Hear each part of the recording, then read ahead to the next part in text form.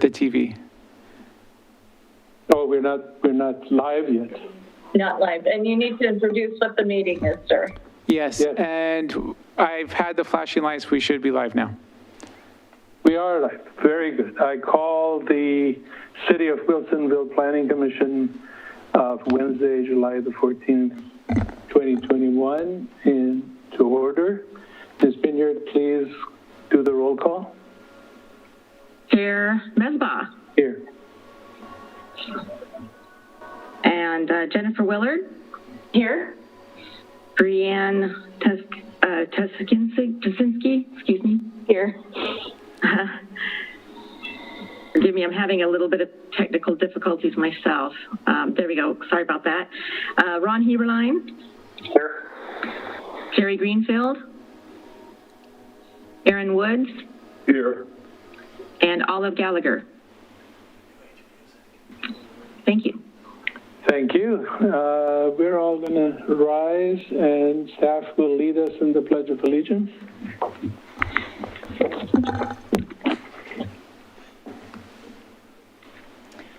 I pledge allegiance to the flag To the flag of the United States of America United States of and to America, the republic and to the for which it stands, for which it stands, one nation, under God, indivisible, with liberty and justice for all.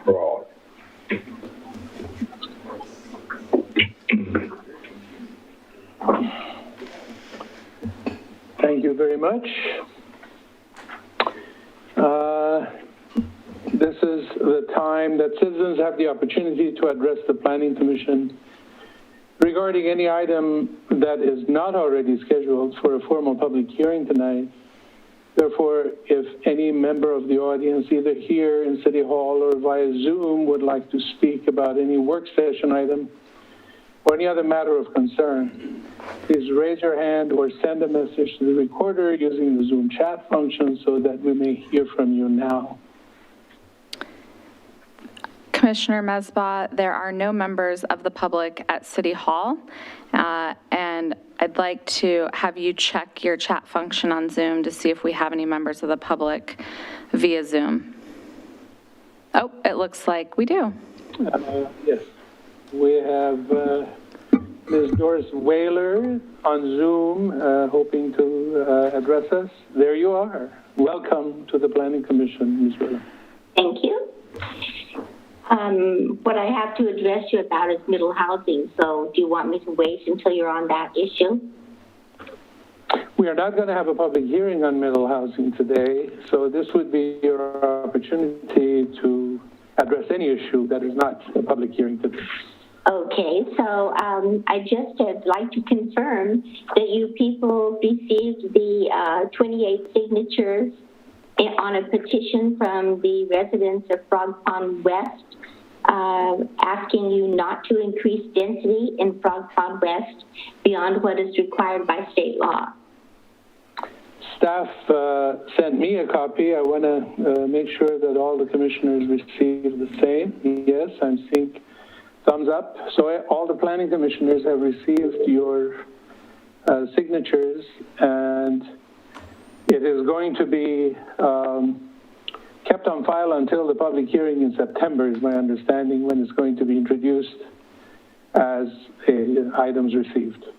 Okay, that's all I have then. I'll just be listening to your meeting. Excellent. Thank you very much, and thank you for your input. And we look forward to hearing from you more, I assume, in September when we have public hearing on this item. Yes. Very good. Next, I assume I'm not seeing any other chats, and we don't have any other comments.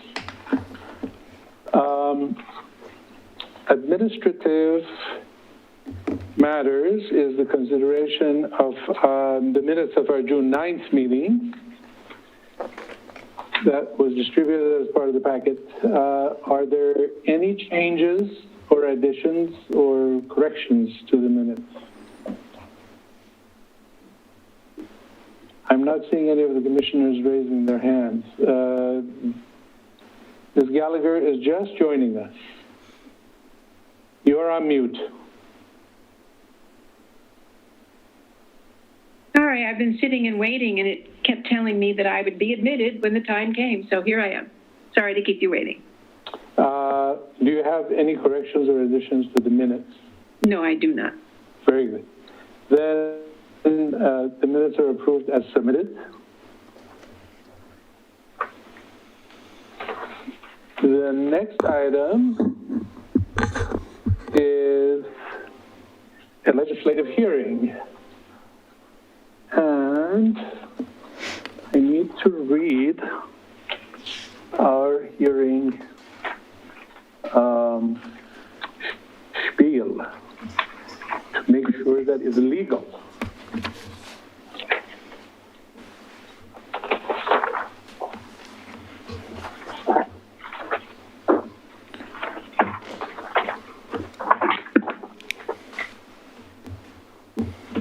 Very good.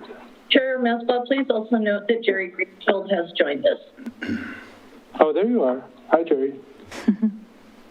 Excuse me, lost the link. We are happy that you found it. With help. We are moving into the legislative hearing part of our meeting. And in order to open the hearing, I would like to read the hearing procedure. Matters before the Planning Commission involve legislative public hearings. These are somewhat different than the quasi-judicial hearings conducted by the city's Development Review Board. The Planning Commission would like to hear from anyone who has testimony to offer that is relevant to the issues before the Planning Commission. If you wish to testify tonight, please fill out one of the cards on the table and make sure that it's given to a member of the staff, or you can raise your hand on Zoom. Because your testimony gives you legal standing in the matter for which you are testifying, it is important that you provide your full name and address on the testimony card or at the beginning of your comments. When you testify, please address your comments to the criteria that will be reviewed by the city staff at the start of the hearing. Some of the issues that come before the Planning Commission are fairly complicated. For that reason, we especially appreciate any specific recommendations or suggestions that you may have. We will ask you to avoid redundant testimony. If you agree with testimony that's already been given, just tell us that. If we have a large number of people interested in testifying, we may limit the time allotted to each. When you come to the microphone, please state your name and your address, or if you prefer not to state your address aloud in the public forum, state that your address is as provided on the testimony card you submitted for the record and speak into the microphone. At the end of your testimony, members of the Commission may have questions for you. Thank you for taking the time to come here tonight and help us to deal with these issues. And just for the sake of clarity, my understanding is we didn't need to have a public hearing on this item, but we are having it anyway, just to encourage input. And with that, I will ask Ms. Batchel to introduce the staff and the presentations we're going to have. Wonderful. Thank you, Chair Mesbah and Commissioners. It is really exciting to introduce your first agenda item this evening, this hearing, and it's a pleasure to introduce the staff presenter. Last year, the Planning Commission received a briefing on the Wilsonville Investment Now, or WIN program, which is a local economic development program which is an evolution of our site-specific urban renewal areas program that we used to have. And the intent here is to really attract high-wage jobs and high-value development in our city. The city received our first application earlier this year since adopting the WIN program, and it's a really exciting opportunity, which the project team is going to tell you more about tonight. As you'll know, the Planning Commission serves an important role in overseeing the city's comprehensive plan. So tonight, your hearing really focuses on whether the WIN zone in front of you tonight is consistent with the Wilsonville Comprehensive Plan. So without further delay, I would like to introduce a familiar face to many of you. He is an expert and uniquely positioned to present this item as the city's Community Development Director and prior Planning Director. So here to tell you more about this exciting application is Chris Niamsu. Thanks, Miranda. Chair Mesbah, members of the commission, it's great to be back before you this evening. It's an absolute pleasure. It's great to see so many familiar faces, and I honestly can't wait till we're all able to actually meet in person and have real meetings again. I want to thank you for the opportunity to present tonight. I am covering for Jordan Vance, who's the city's economic development manager, and joining me this evening at the table here is Nick Popanook of Tiberius Solutions, and Nick is our primary consultant on the Wind Zone, along with Elaine Howard. Nick has worked with the city for a very long time on all of our urban renewal areas for many years and has a great track record. So I'm very pleased to have Nick by my side. He's a very strong resource, and we are both available at the end of the presentation this evening to answer any questions that you have. As Miranda stated, we are here tonight to check the Twist Bioscience Wind Zone, which is a single site urban renewal area for conformance with the applicable provisions of the comprehensive plan. If it's okay, I'm going to try to share my screen and bring up my PowerPoint presentation. Hopefully everybody can see that okay.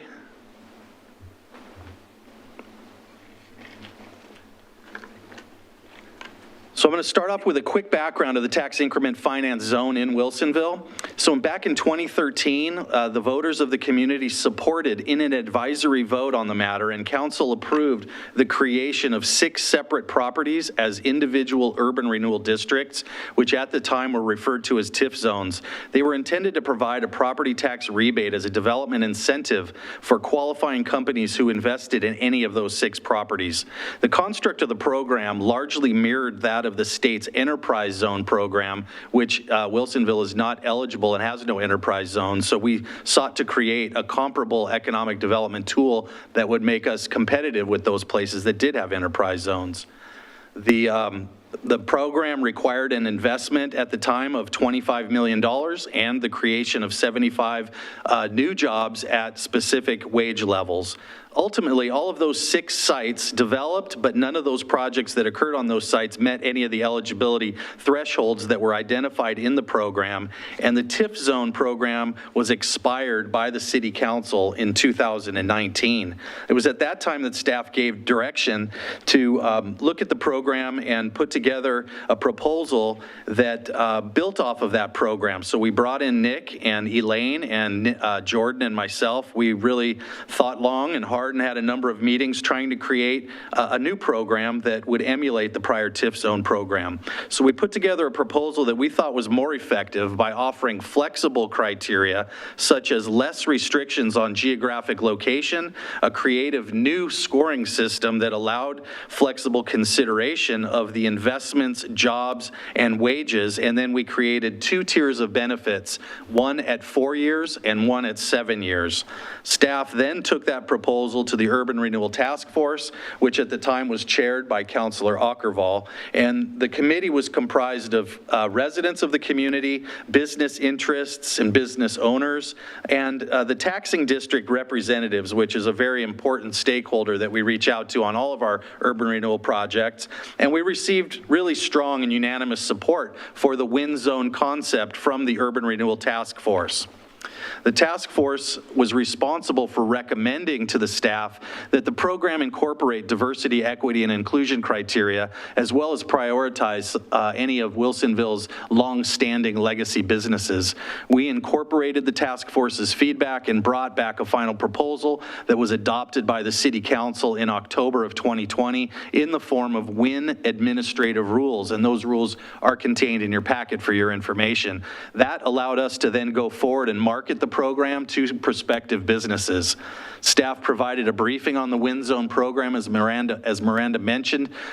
We provided a briefing to the Planning Commission in November of last year, and Jordan provided that update. And then in early 2021, we actually received our first qualifying WIN application from the exact type of business that we are trying to attract, which is a large traded sector company that our hopes are will strengthen the local economy with a significant capital investment and the creation of new jobs. The project that we have before us is from Twist Bioscience. It's a California-based DNA synthesis firm proposing to redevelop nearly 200,000 square feet of existing warehouse space at the Parkway Woods facility, resulting in $70 million worth of investment in tenant improvements and machinery, and the creation of upwards of 200 new jobs in the community. The business qualified for the Wind Zone program urban renewal property tax rebate, so staff then initiated the process per the WIN administrative rules to implement the incentive.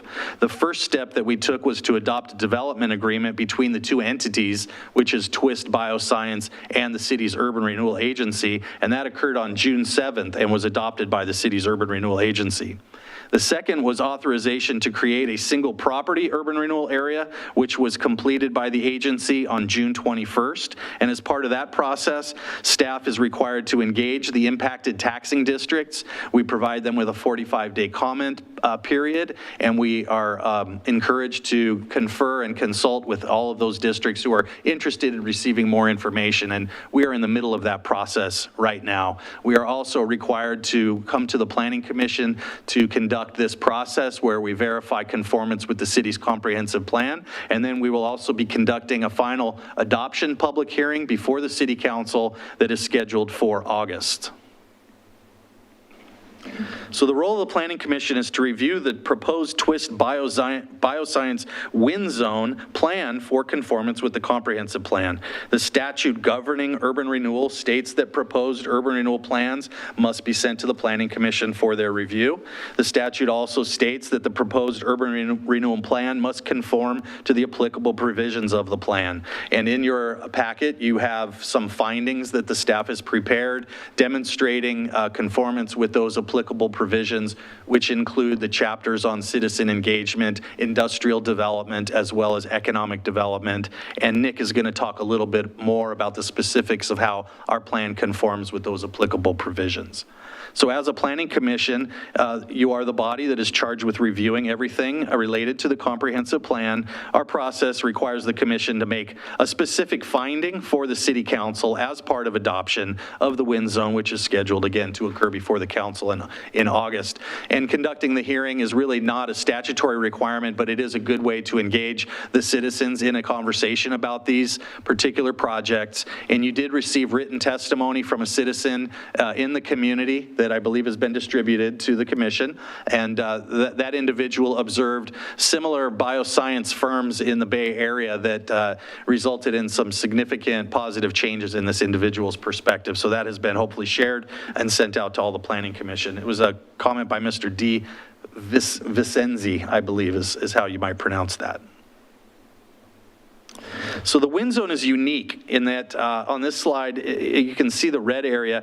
The wind zone would only apply to a sub-portion of an existing building, which is a sub-portion of a tax lot. And that's different than how we've approached previous urban renewal plans, which are usually at the tax lot level. This particular site is exactly the leased area that Twist will be leasing at the Parkway Woods Center. It totals about 4.4 acres in size.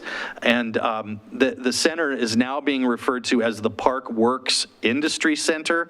So you're going to hear a lot of different names. It's also just formerly known as the Xerox or Tektronix site for those folks who have been around the community for a long time. And I know Commissioner Woods is very familiar with this particular piece of property and this building.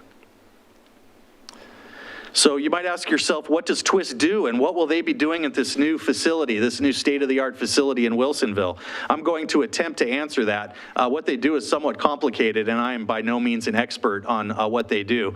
But I've been given the text, so I'm going to deliver it, and hopefully it makes some sense. Twist is a bioscience company that has proprietary technology that enables them to manufacture synthetic DNA by writing it, and I'll use air quotes, writing it onto a silicon chip. Their products have a wide range of applications, which include rare disease detection, issues related to oncology and treatment, as well as infectious diseases. At the facility in Wilsonville, they'll be manufacturing genes and proteins that will help in the construction of what is called antibody therapeutics. This expansion will double their existing manufacturing capacity and increase their speed of production and employ a range of local talent from doctors, scientists, to engineers, to lab technicians with 2-year degrees. They're drawn to the Oregon market because of our university system, which actually trains up a lot of folks in this particular segment. So we're a rich environment for a company such as this. And at the facility, the Twist company chose to expand in Wilsonville due to our location's access to technology and bioscience talent, as well as the region's many advanced manufacturing firms. And this project, this tenant improvement project, and this investment by Twist Bioscience has been noted as one of the largest investments in the Portland metropolitan region in this past year. Biotechnology is considered a cluster industry where the firms are often geographically clustered and they're concentrated together and they share resources and they share talent. And with the big Twist investment in Wilsonville, it's very possible that we may see other companies follow, helping to grow the biotech industry in Wilsonville and the sub-region.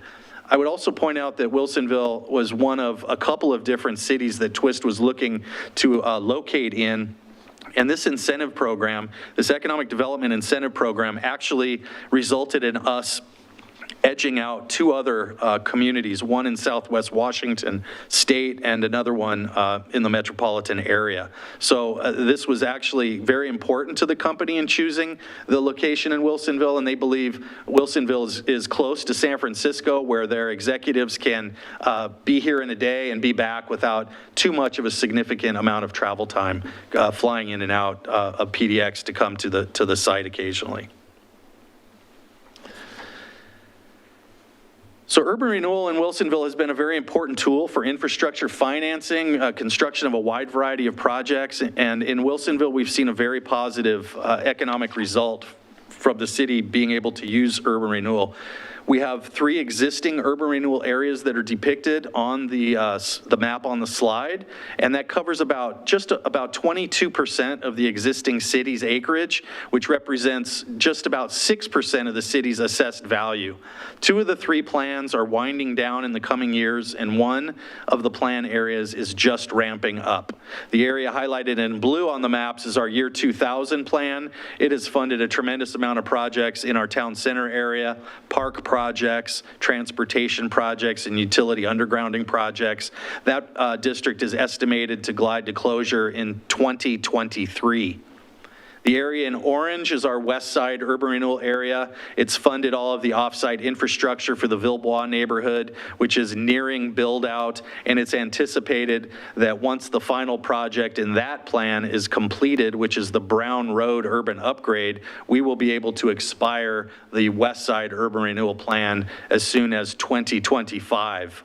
And then on the north end of the city, our industrial area, the Coffee Creek industrial area, is 225 acres. It's meant to encourage employment, growth in the high-tech and advanced manufacturing sectors. And this district is new. It's only several years old. It's just taking off. The city community development department just completed its first major project at Garden Acres Road that is opening up about 80 acres right in the heart of the district. And we also have our very first warehouse under construction in the district on the south side of Ritter Road for Panettone. It's a 120,000 square foot warehouse. So that investment will result in a significant increase in the increment in that district, which is very good news for that district. So the Twist wind zone is adding 4.4 acres to our overall portfolio of urban renewal areas, which is still well below the statutory maximum of 25%. And the wind zone program is only eligible on land that is outside of those 3 existing urban renewal areas, since you are not able to essentially create urban renewal within an existing urban renewal area. So any wind zone needs to be outside of any of the existing urban renewal areas. So I'm now going to just pass it off. I'm going to actually trade seats with Nick. He's going to wrap up with the last 3 slides, talk about the compliance issue that we've asked you to consider. And since this computer has the camera, I'm just going to swap chairs with him and move to the side, but I'll still be here for any questions that you have. Thanks, Nick.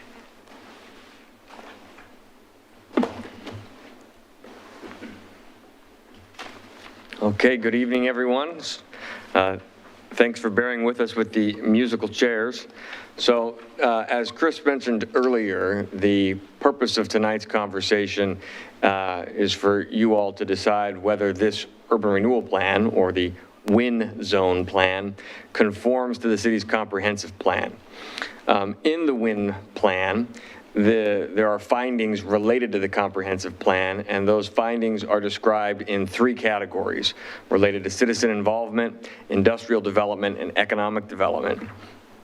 I will say that some folks may be asking, where are the comp plan findings related to public facilities and services? That is a section of your comprehensive plan, and often in urban renewal plans, there will be findings related to it. The WIN zone is such a focused program that is not funding infrastructure improvements like traditional urban renewal plans might, but instead is only providing a property tax rebate to the developer. And so the urban renewal plan, the WIN zone plan that you have before you today, is really focused on that, the property tax incentives that are being offered to this business. So anything related to traffic or public services is not directly related to the WIN plan that's before you today. This development, like any other development, will have to go through the traditional permitting land use process. And if there are questions on public services at that point in time, they'd be addressed then, not today. So when we look at the relevant goals from the comprehensive plan on citizen involvement and the findings that are described in the urban renewal plan itself, we have 3 goals that are highlighted. Goal 1.1, encourage interested parties to be involved in land use planning process. Goal 1.1.1, provide opportunities for a wide range of public involvement in city planning programs and processes. And goal 1.3, coordinate with other agencies and organizations involved with Wilsonville's planning programs and policies. So in terms of the way that the WIN zone is in conformance with those goals, there were numerous opportunities for public involvement as this WIN zone was prepared, as the entire program was conceived, and as it moves forward to adoption. That includes, as Chris mentioned, the Urban Renewal Task Force, which includes both private and public representatives from throughout the community. And the program did have a universal support from that task force.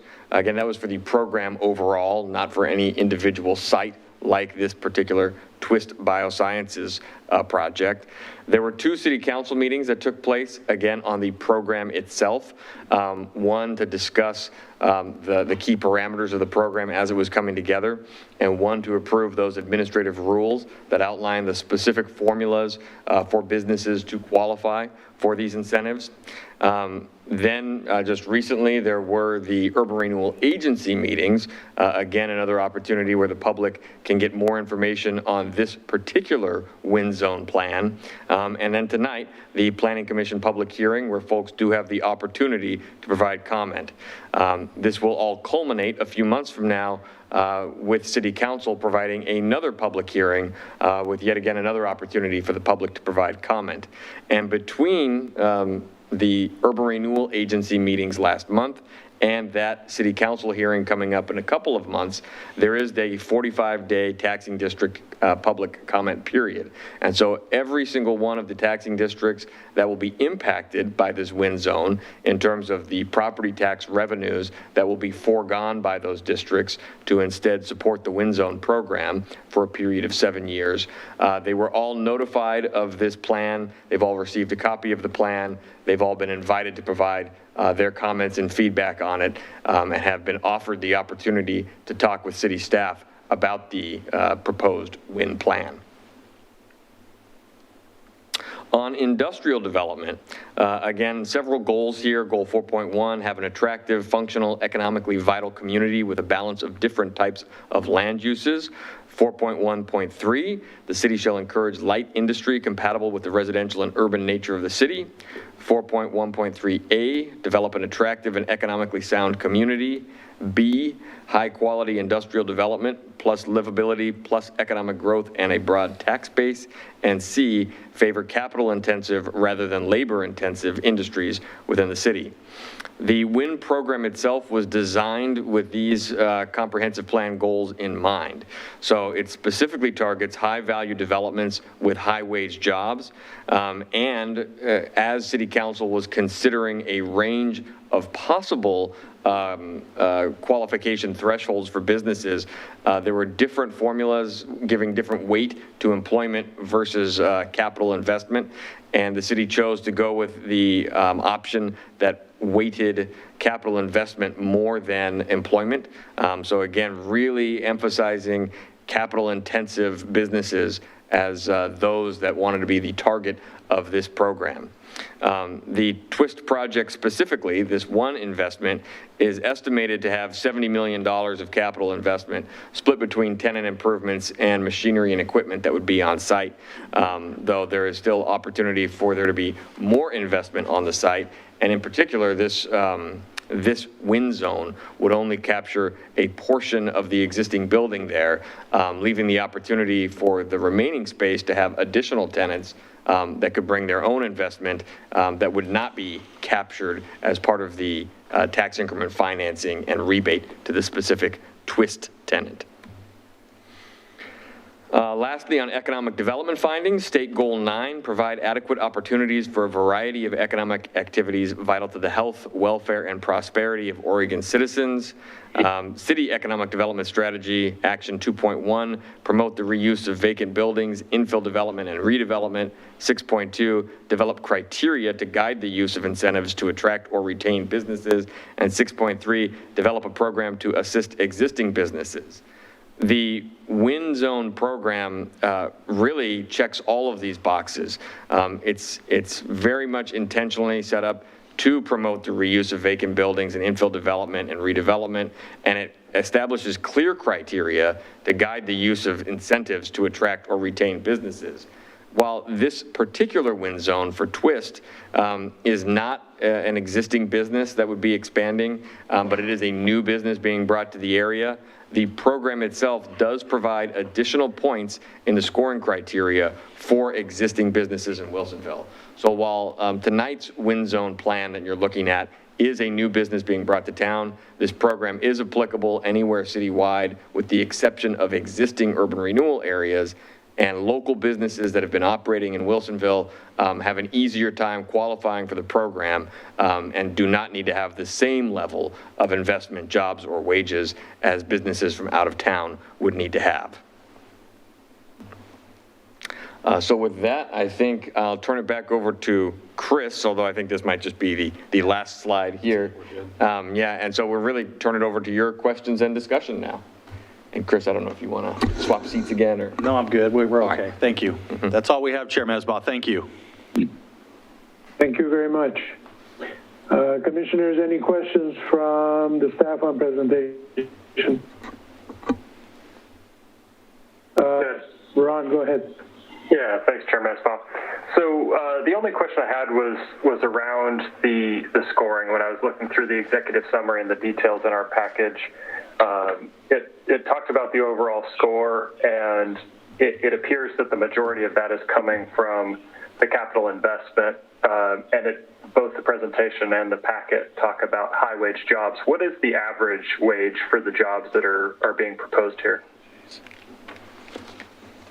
That's an excellent question. Both of us will need to look at our packets to find that answer.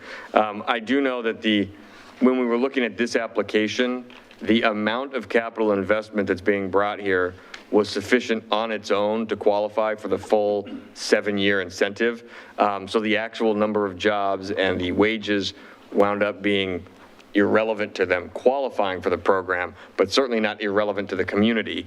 And so we do have that number, but it might take Chris or I a second to find it here. yeah, I thought it was interesting that 80 points was what it took for the full benefits, and they're at over 200. That's a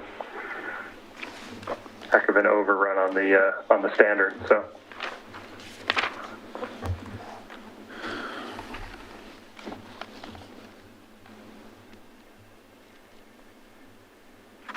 I see your hand, Aaron. I'm waiting for the answer to the question raised already.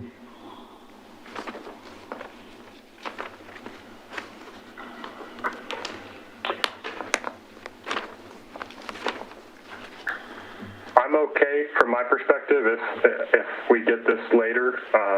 It doesn't have to be a hold up the discussion for it. So. Well, okay. So if it's not coming very quickly, that answer, we can't give it time. I am opening up a copy of the twist application from June. And so once I have this open, I'll see the numbers that were used in that. I am not 100% certain that it's final. Jordan Vance, again, the Economic Development Director, there may have been some tweaks with a lot of businesses of this magnitude. As they get closer to development, the exact number of jobs and wages and value can shift as their plans change slightly. So once my computer decides to open the Excel file, I should have an answer for you. So we'll go forward with Commissioner Wood's question while you look for that, and maybe Chris Nyamsu can answer Commissioner Wood's question. Aaron?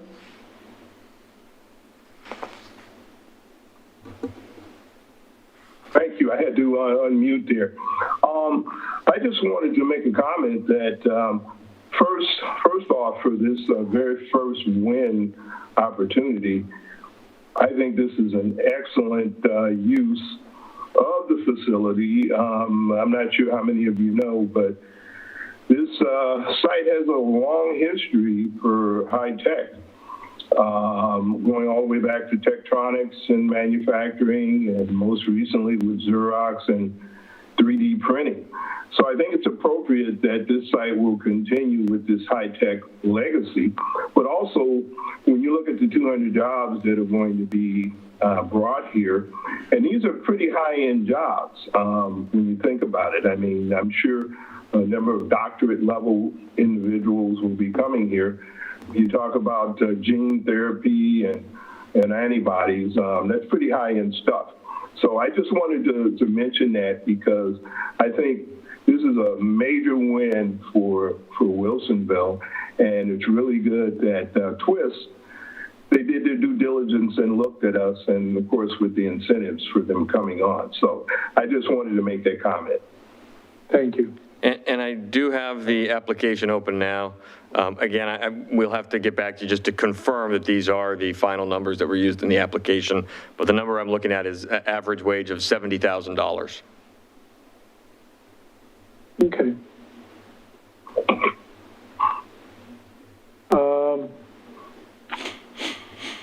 Okay, well, any other questions from commissioners?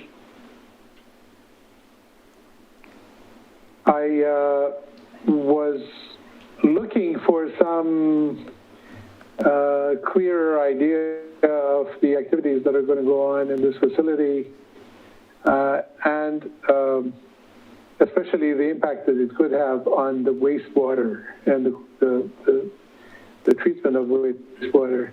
And you mentioned we are not going to deal with that now. This is only economic development kind of aspects. Am I understanding correctly that this is not completely baked until all of the other details are checked and verified and qualified?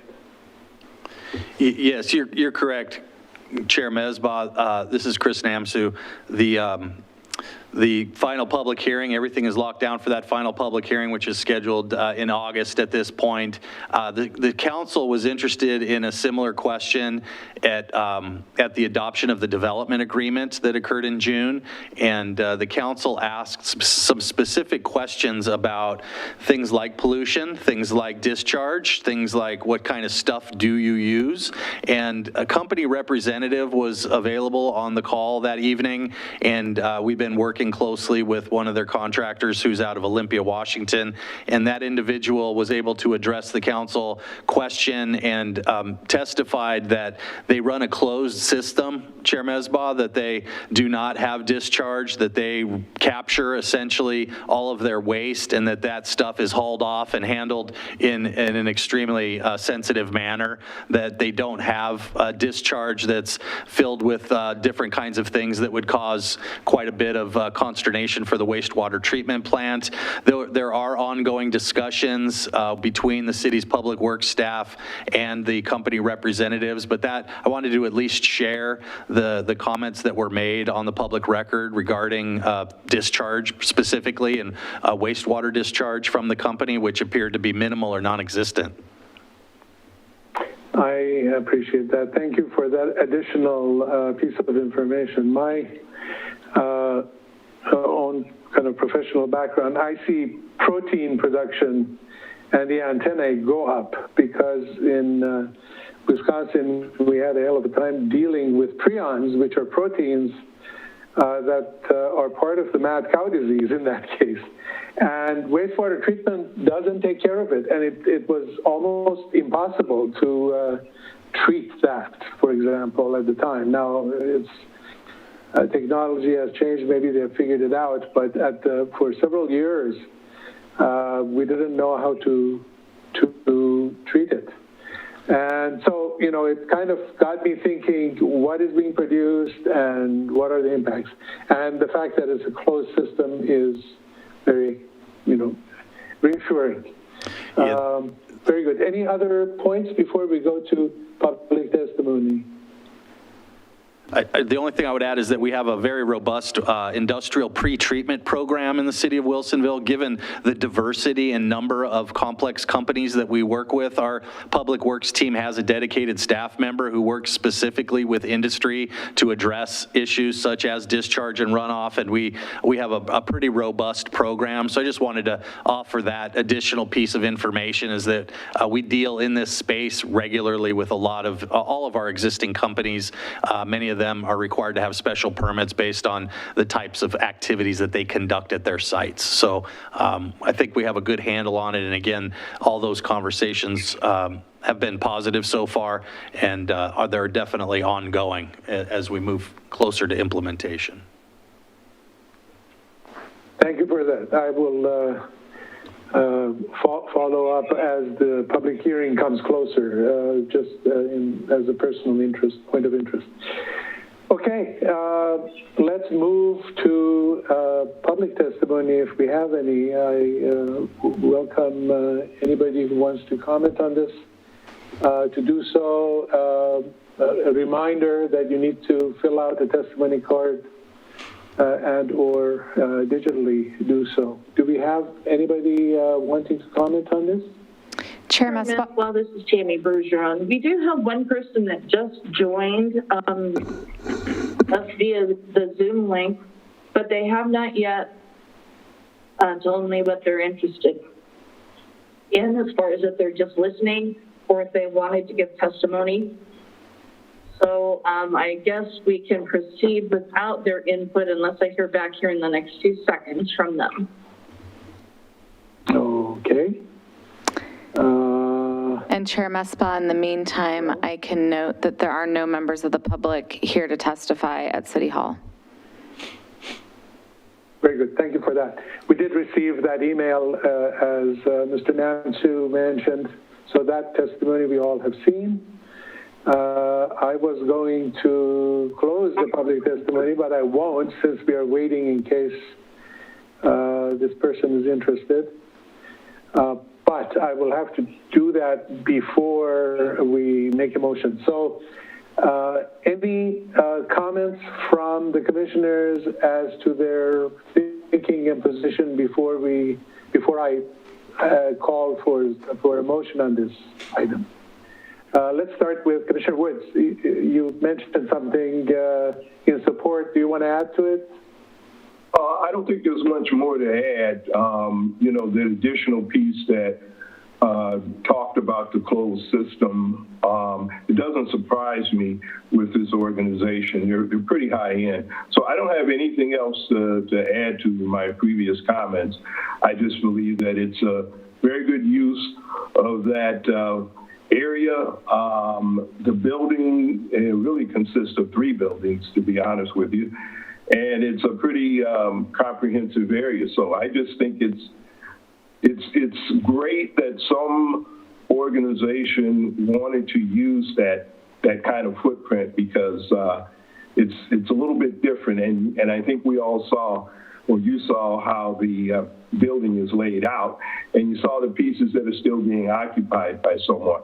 So I just think we're fortunate to have Twist to have chosen us, and certainly, the revenue stream, the tax base that they will bring is definitely a positive. Thank you for that. Commissioner Greenfield? I've mentioned before that I live in the area and am very familiar with the whole Parkway Woods campus, and have had in my mind, without any reason to believe in it, the vision of that developing exactly as the DiVincentis are projecting, and I'm absolutely delighted. I'm thrilled by the whole prospect. I think it may be an inflection point in Wilsonville's city history. Okay, thank you for that. Commissioner Evelyn? No further comments. Thank you, Chairman. Okay. Thank you. Commissioner Gallagher? I think the only thing that I could add is that I think it's a very promising development. I, of course, always am concerned about density and traffic patterns and the implications of a new workforce coming to town or moving to town. But I think in terms of the kind of industry it is and where it is, I think it's a very exciting development. I look forward to hearing more. Thank you. Commissioner Tuzinski? Not sure how much more I can add to that. I agree with what all the other commissioners have said. I think it's a great first go at this WIN program for us. I think it is pretty great. Okay, thank you. Commissioner Willard? Yeah, I agree. As somebody that's profession is in high-tech development, I'm looking forward to seeing this unfold. Excellent. Thank you. I just received message from the Digital on High that we don't have any additional comments. I'd like to add a little to my comment. Go ahead. I was present in the discussions of that led to the original TIF program back in 2012, I think, and I thought it made sense then. I think that the WIN program makes so much more sense, and my compliments and congratulations to the planning team that put that program together. Excellent. Thank you for that. We don't have any comments from public, so I would like to close the public hearing unless the commission, anybody on the commission feels we have any reason that we want to continue this hearing. I don't see anybody jumping on that. Okay, so I declare the public hearing closed at 6:48. Now I need a motion on Planning Commission Resolution number LP 21-0001, recommending to the Wilsonville City Council that the proposed Twist Bioscience Wilsonville Investment Now, which is WIN, zone plan is supportive of and in conformance with the applicable provisions of the comprehensive plan. Chairman Go ahead. Are you ready for a motion? I am ready for the motion. I move to approve Resolution LP 21-0001 as written. I second the motion. We have Commissioner Heberlein making the motion, Commissioner Greenfield seconding, and Commissioner Gallagher thirding. So we have any discussion on this?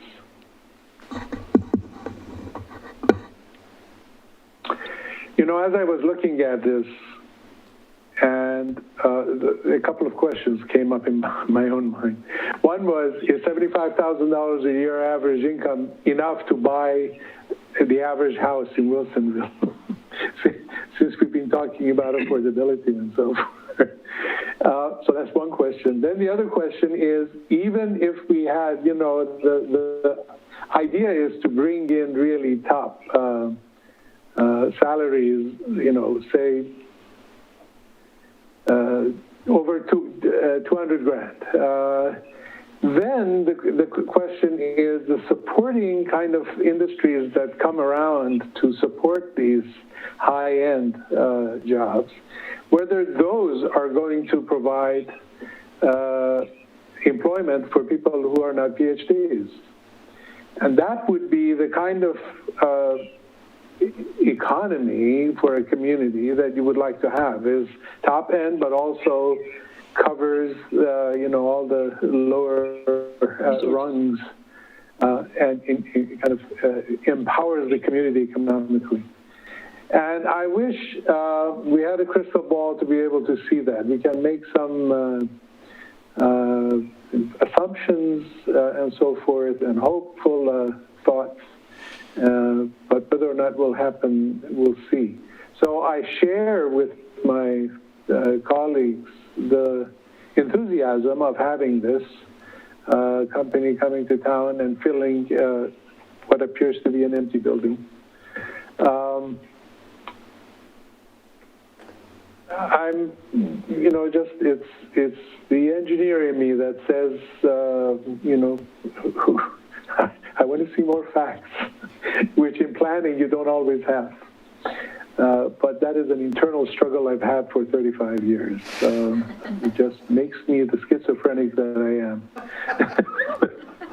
That's fair. It's fair. So that is the thing that was rattling around in my head when I was reading the staff report on this. By the way, a question for staff. All of the points that were in the report were all the things, the boxes that are checked, which is great. I mean, we see what it supports. Was this proposal not adverse to any of the other goals that are in the comprehensive plan? You usually find a bunch of neutrals, which you don't mention, but there's some on the border of saying, well, you know, this could have been better. We don't have any of those for this proposal. Is it really this good? I think part of it is that it's very focused. So I think if you were doing a study of the entirety of all the impacts of the twist development, you might find some where there are less clear ties to positive impacts on every last element of the comprehensive plan. I think on this, where it's looking at the wind zone plan, and the wind zone plan only authorizes the tax incentive program, I think that's where it's a much more shorter list of the comp plan provisions that are included here. Okay, fair enough. I get it. Any other thoughts or discussions by the commission? No, I'd like to see more facts, and I brought that up before because I live right here, and I am aware already of just the Grace Chapel, the new construction building, the density of traffic, how it's changing, how we're really getting into some very tough traffic situations on Stafford Road. All these things are you're starting to see how all this is changing. And so I want to see more information about the impact it's going to have on the general community by bringing in a workforce. How are they going to get here? Are they going to live here? Are they coming in? Are they commuting? How is it impacting SMART? I think just a lot of information, more information I'd like to see. I'm all for the industry. I think it's a great step forward, but it will impact the community. Thank you for that. Let me just weigh in here on this. Since I worked on that campus for over 14 years, and I know we had probably close to 600 people coming in daily. And the only time that there was any impact, if there was an impact, was when people were leaving and getting onto the frontage road there. But other than that, with the two exits, there was not a major impact. So we're talking about 200 more individuals coming back onto the site, since a lot of that number I just mentioned has exited. It'll be interesting to see if, in fact, there is any impact. But I just wanted to add that having worked on that site for years and not seeing any impact to the community, and since I live 5 minutes from there myself, I know the traffic patterns very well. Thanks, Aaron. That's very helpful. Well, it was before Amazon, though, too. And I don't know if anybody knows it, but 11 o'clock in the morning, you don't want to be on the frontage road. They seem to have moved. Oh. They're gone from the parking lot anymore. They're not there. That's correct. Oh, okay. And at the height of their activity, I live right across from that campus. And at the height of that activity, it was not a problem. Did not observe any kind of a problem. Very well. Okay. I am not hearing any amendments to what we have in front of us. The motion to accept the staff's analysis and adopt resolution number LP 210001 was made by Commissioner Heberlein, seconded by Commissioner Greenfield. I think we're ready to take a vote. Do we want a roll call on the vote? Let's do that. Ms. Pinyard, do you want to do a roll call for the vote? You bet. Chair Mesbah. Hey, yes. Vice Chair Willard. Yes. Commissioner Greenfield. Yes. Commissioner Heberlein. Yes. Commissioner Woods. Yes. Commissioner Tusinski. Yes. Commissioner Gallagher. Yes. Vote is unanimous. Thank you. Thank you. That ends that hearing process. The next item is a work session item on middle housing, parking standards, and other updates. Ms. Bateshell, do you want to introduce this item and the staff presenting? Yes, please, and thank you, Chair Mesbah, Commissioners. Well, tonight marks your 7th work session on this important topic.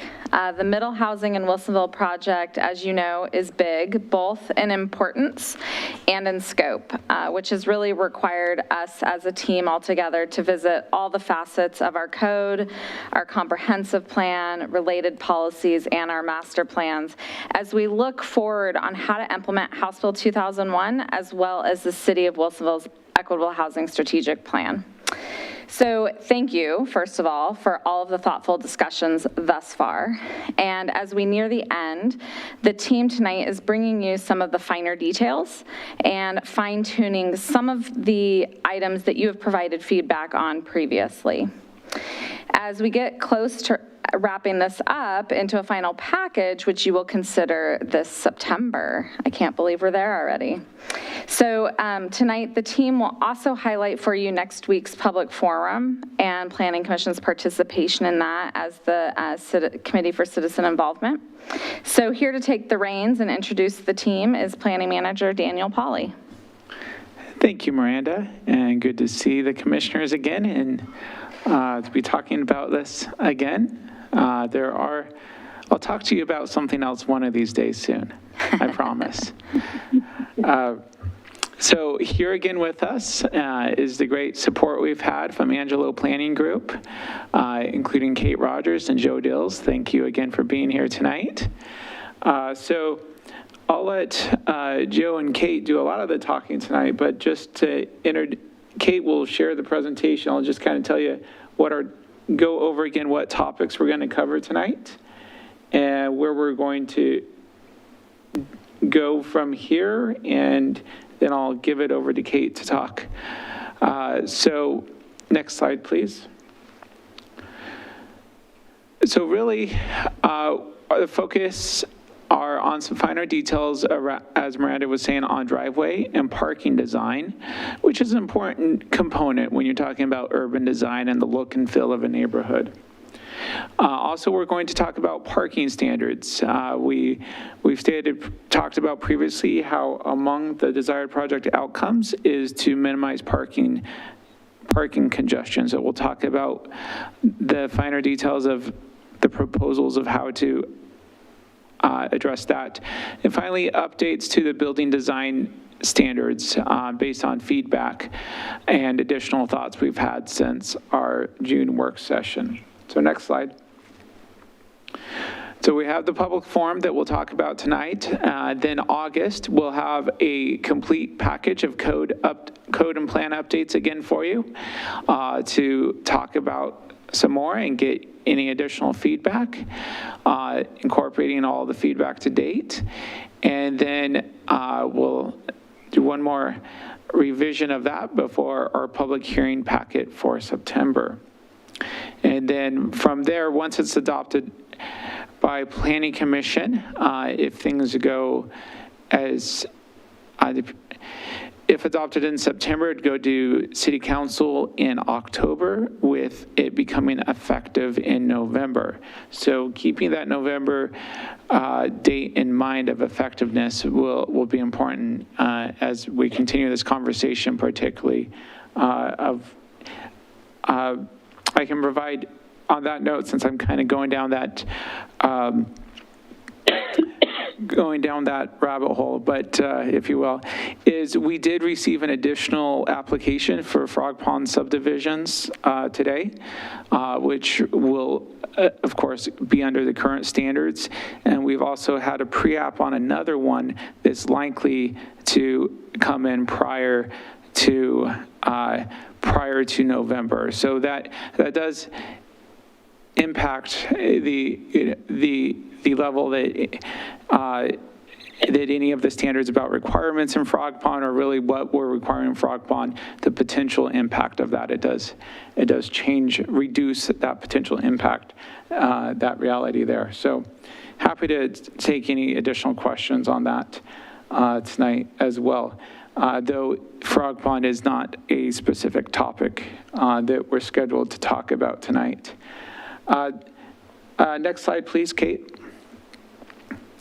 So these desired project outcomes, which I hope you have memorized by now, just kidding, is really, I think these last two would be the focus of tonight. Usable standards, making sure the standards, particularly around design and that have been developed, are usable, and not only usable for the developers, but usable in terms of getting the community to that look and feel that's expected to be consistent with the look and feel of our existing neighborhoods that the community values.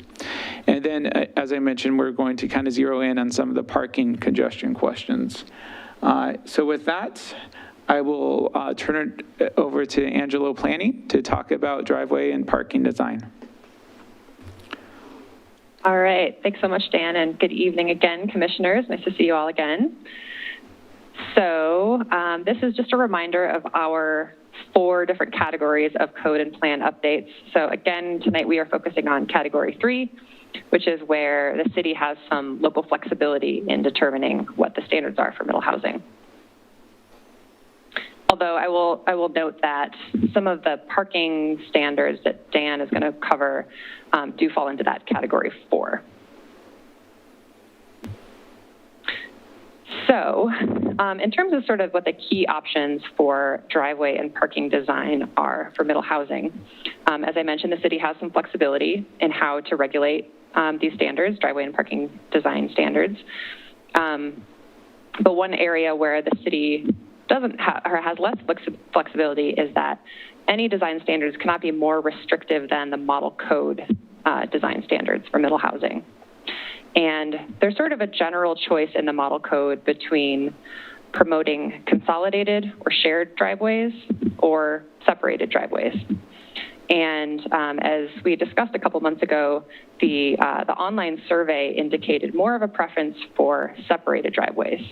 So that was definitely something that we took into consideration in determining what our recommended code standards would be. So in terms of our sort of general approach for driveway and parking design, generally apply the model code standards. And the model code generally allows separated driveways. That's kind of baked into the model code overall. And it allows those separated driveways provided they meet a certain set of standards. And we'll talk about the details of those. But then the model code also includes some options for consolidated driveways and alley access. And so if the separated driveway, proposal doesn't meet the set of standards that are outlined, then it kind of pushes an application more towards consolidated driveways or alley access. So getting into some specifics about triplexes and quadplexes, and also cluster housing. So that would be the sort of detached version of triplexes and quadplexes, what we're calling 2-unit, 3-unit, and 4-unit cluster housing. So this would also apply to sort of quote-unquote detached duplexes.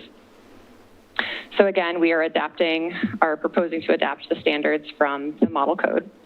And these are generally intended to promote pedestrian safety and comfort by limiting overall driveway width for triplexes and quadplexes. And the standards limit the total width of all driveway approaches, which is kind of, where the street meets the driveway. That's what the driveway approach is. Limits the total width to 32 feet per frontage. And the standards do allow those driveways to be separated when they're on a local street. So it wouldn't allow driveway separation on, say, an arterial street, which would be more of a safety and traffic concern. And there's no minimum spacing standard between those driveways. And then the standards further limit the total number and the total width of driveways on corner lots. So for lots with more than one frontage, there's some sort of additional standards to prevent there from being, too many driveways, too many driveway width, or too much driveway width, too many curb cuts when a lot has 2 or more frontages. And just to point out that currently the code doesn't include any particular standards.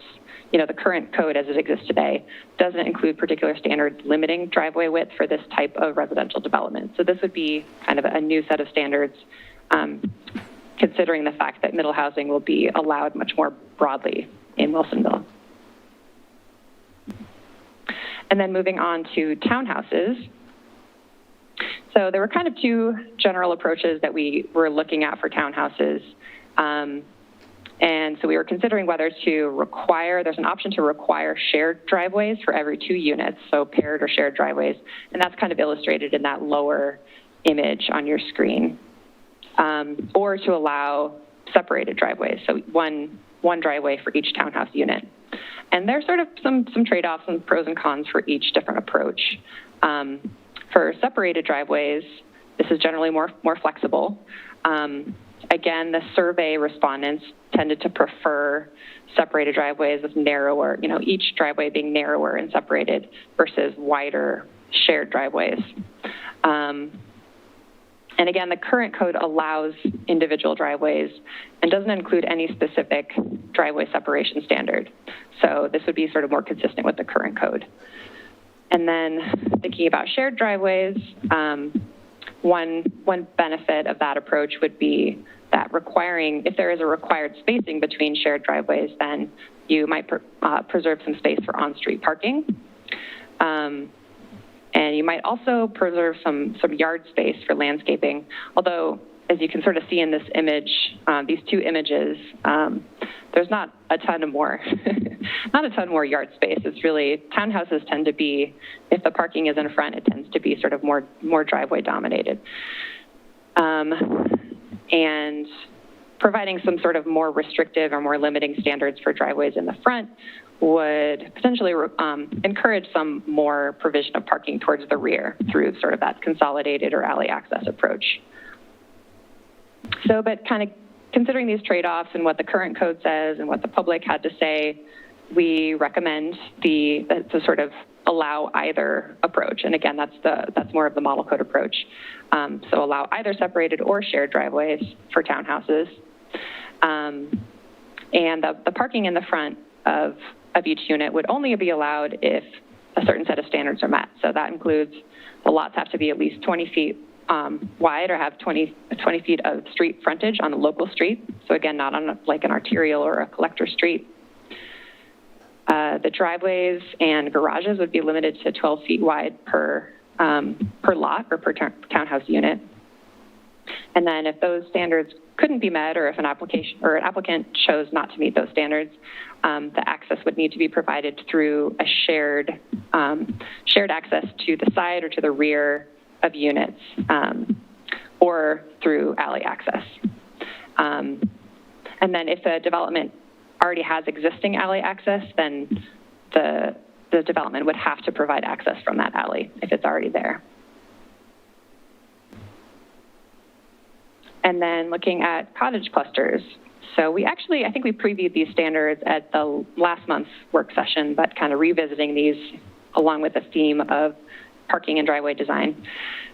So again, looking at the model code approach for cottage clusters, and those include quite a few detailed standards. I won't go into all the details here, but the parking design standards generally encourage shared parking areas for cottage clusters, but they also do allow individual parking spaces for each unit and individual garages. And standards for clustered parking areas generally intended to limit the sort of overall visual impacts of large parking areas, and they require some landscape islands in between clusters of parking. They require some screening of those shared parking areas.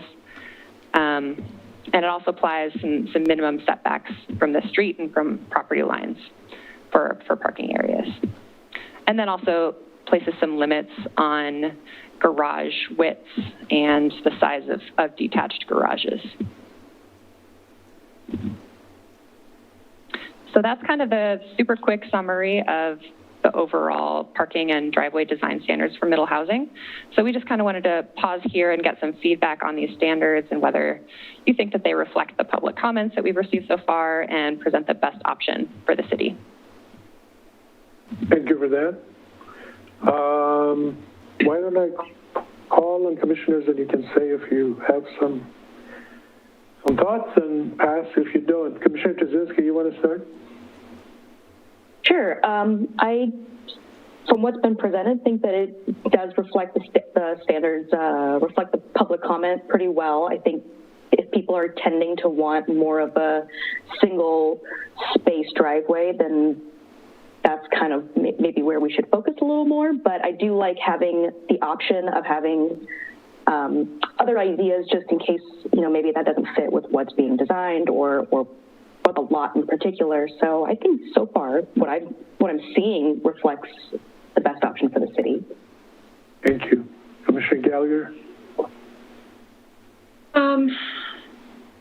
Yeah, I would tend to agree with that. I think the only thing that comes up for me as a disabled person is I really wonder in the cluster arrangement how that would impact someone who is disabled having to deal with group parking rather than having access to their unit. That's the only thing that I haven't heard mentioned. Well, that's an interesting question. Ms. Rogers, do you have an answer for that? Are there special handicap units that would have handicap parking right next door or something in the design? As far as I am aware, there would be no particular sort of ADA requirement with middle housing to provide accessible parking spaces. I could be wrong about that. I'm not. That's kind of more of a building code issue than a development code issue. I will say that, the standards don't require shared parking areas. It does allow individual sort of typical garage parking for each unit. So you wouldn't necessarily always see the shared parking spaces.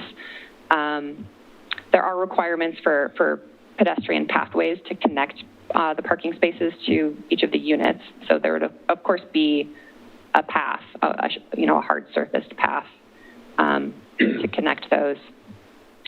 But yeah, other than that, I'm not sure how to respond. Okay. Commissioner Gallagher, do you want that question to be pursued in the context? Yeah, I haven't brought it up until now. I know in my own living situation, I've had to leave several places here in Portland because I couldn't have parking close enough to where I was living, particularly in bad weather. That was safe for me to move from my car to my front door. And so I haven't heard it in any meeting, but I'm raising it because I would hope that it would be an issue, but if it isn't, it could be an issue. So it's something that I'd like more information on.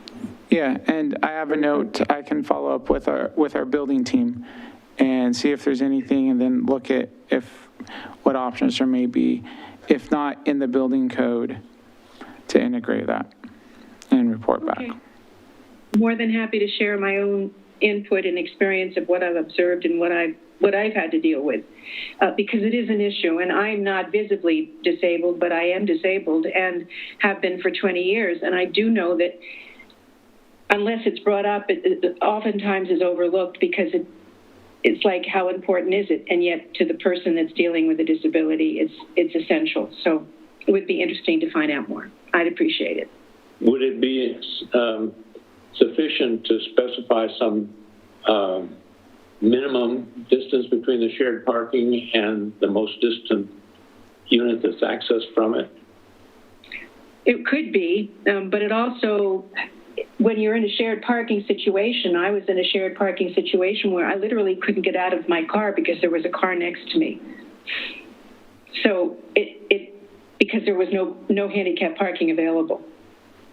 So it's just something. I'm raising it now before we have a problem with someone who says you didn't provide parking for me, and I'm disabled, and I have ADA rights. So I'm just raising the question because, frankly, I haven't heard it mentioned in any of the meetings that we've had so far, and this certainly brings it up in terms of parking and distance and access and accessibility.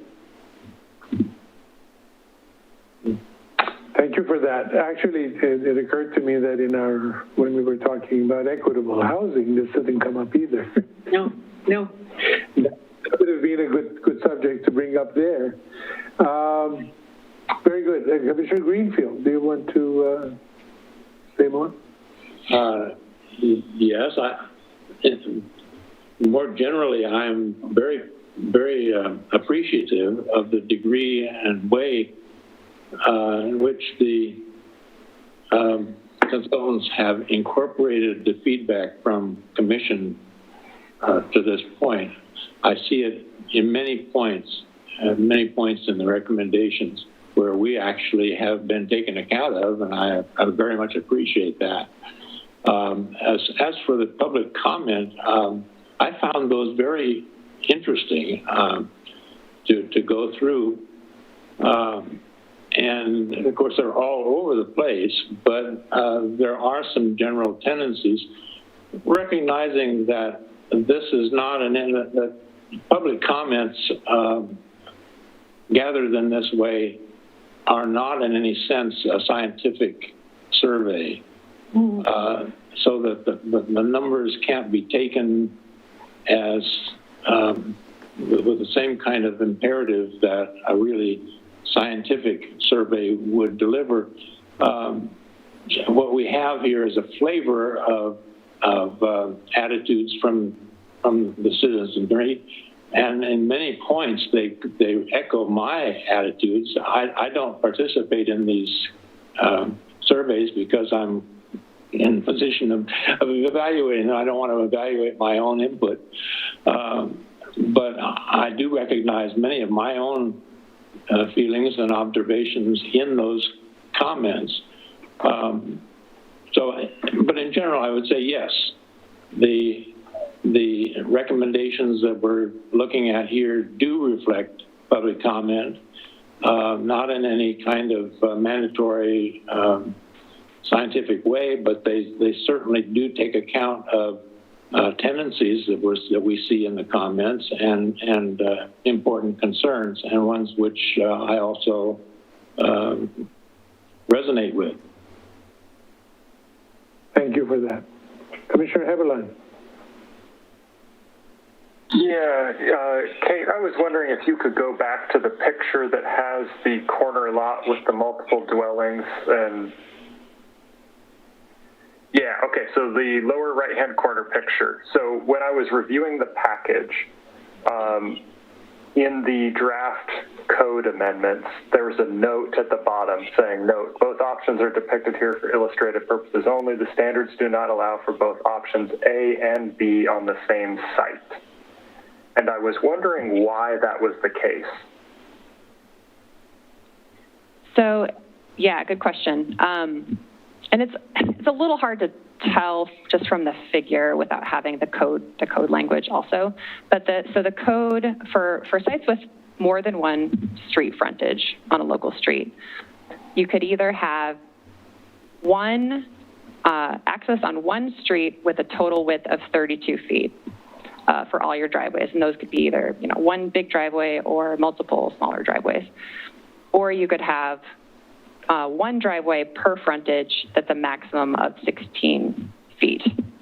And so I think the idea is that you wouldn't want to have both one frontage with 32 feet of driveway and also, a 16-foot wide driveway on the other frontage, because that's a lot of driveway for one site with only 4 units. So, and I think that those standards aren't totally reflected by what's shown in the image, because I think it would be more driveway width than what's kind of depicted here. So that's not to say that the city couldn't choose to allow more driveways or more driveway width. You have the option of moving in the direction of more flexible, away from the model code to be a little more flexible. So that's an option to consider. But I think part of the consideration is on sites with more than one frontage, there's kind of greater option for providing parking to the rear through, say, if you could imagine, the driveways in the front on the sort of A, the ones labeled A on the bottom. So you could imagine those driveways not being there, and this driveway B kind of providing access to all of the units. That would be a little more feasible on a corner lot like that than it would be on an interior lot. So I think part of the idea with these standards is to kind of encourage that direction for parking on a corner lot. Because, parking to the rear preserves more space for, fewer curb cuts. It's safer for pedestrians. It's kind of more pleasant for pedestrians. Also preserves more on-street parking. So those are some of the factors that we considered when, sticking with the model code approach. Okay. All right. Thank you for that.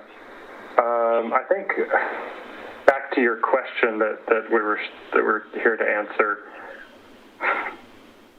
recognizing Commissioner Greenfield's response about the lack of scientific rigor behind the survey, I can't recall seeing anybody that was in favor of having a shared driveway in the survey results, and normally given the number of responses, you would expect to have at least one or two that said, hey, I'm okay with it. Given that there was such a polarized opinion about a shared driveway versus a separate driveway, I would think that we should focus on having separate driveways. But that's just my point of view based on the comments that I saw.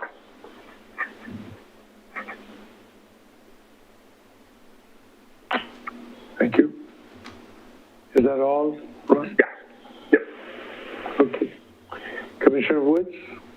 Yeah, to answer the question, I would agree with what everyone else has said, that it does, of course, reflect the public comment, and particularly what was just said by Commissioner Huberlund, that focusing on the single driveway would probably be more advantageous versus looking at the shared one. So I would think that that has been answered, and the public comment is very overwhelming, as was said, that they would like to see that.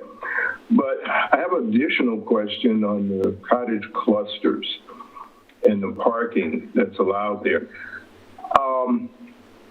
Is there a standard or a requirement of the number of parking spaces that would be provided based upon the number of cottage clusters?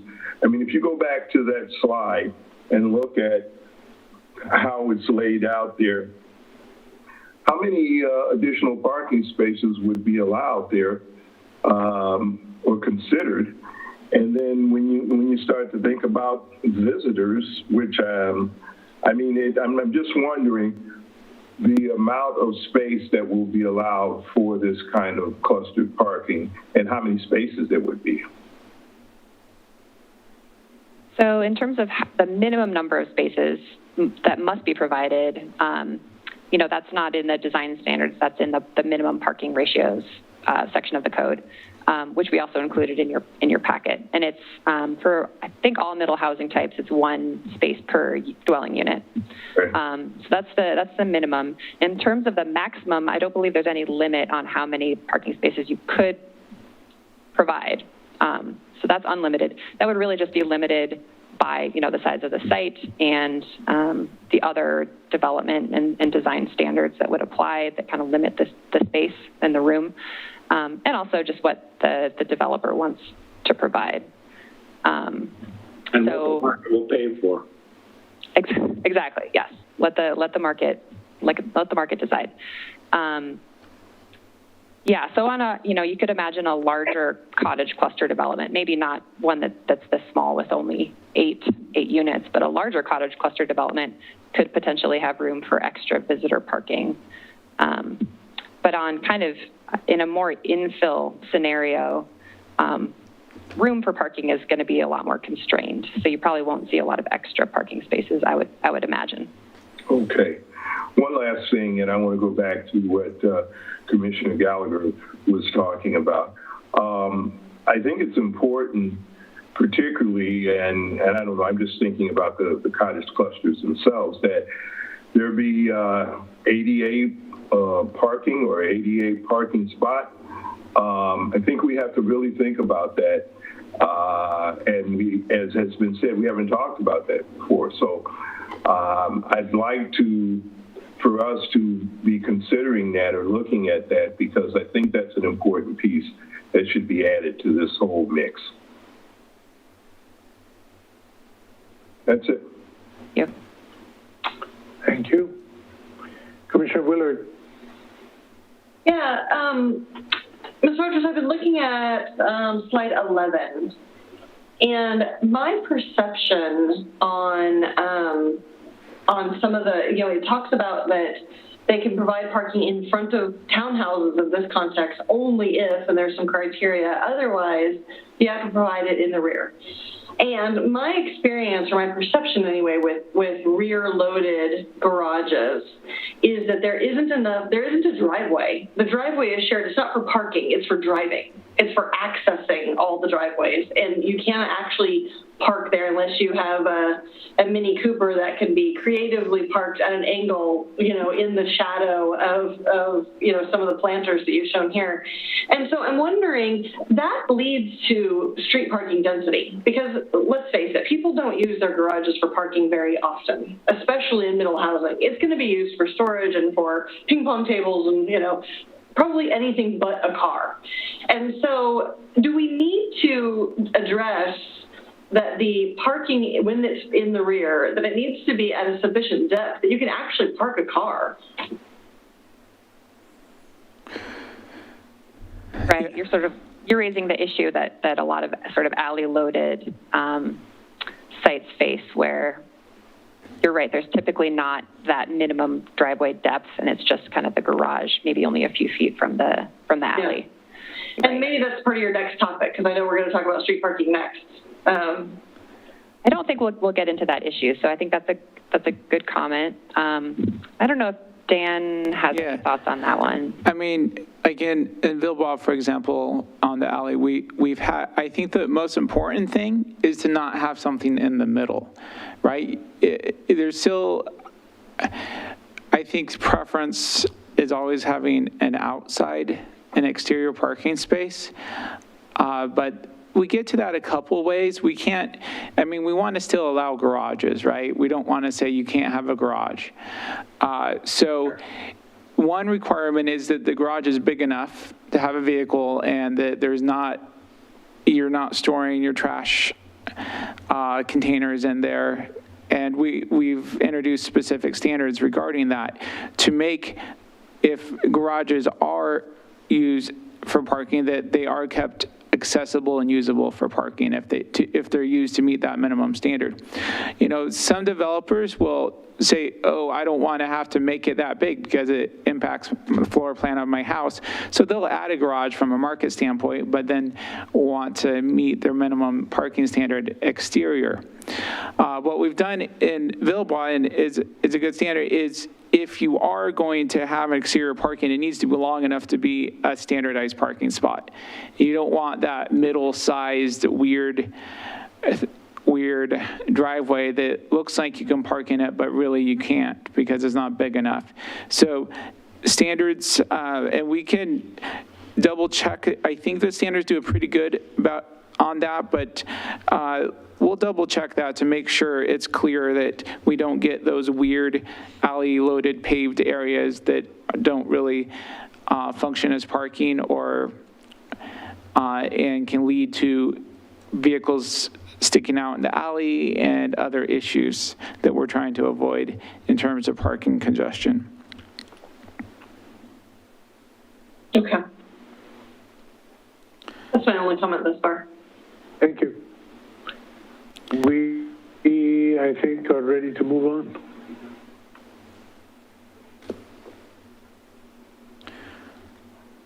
All right, thank you. I'm just going to jump.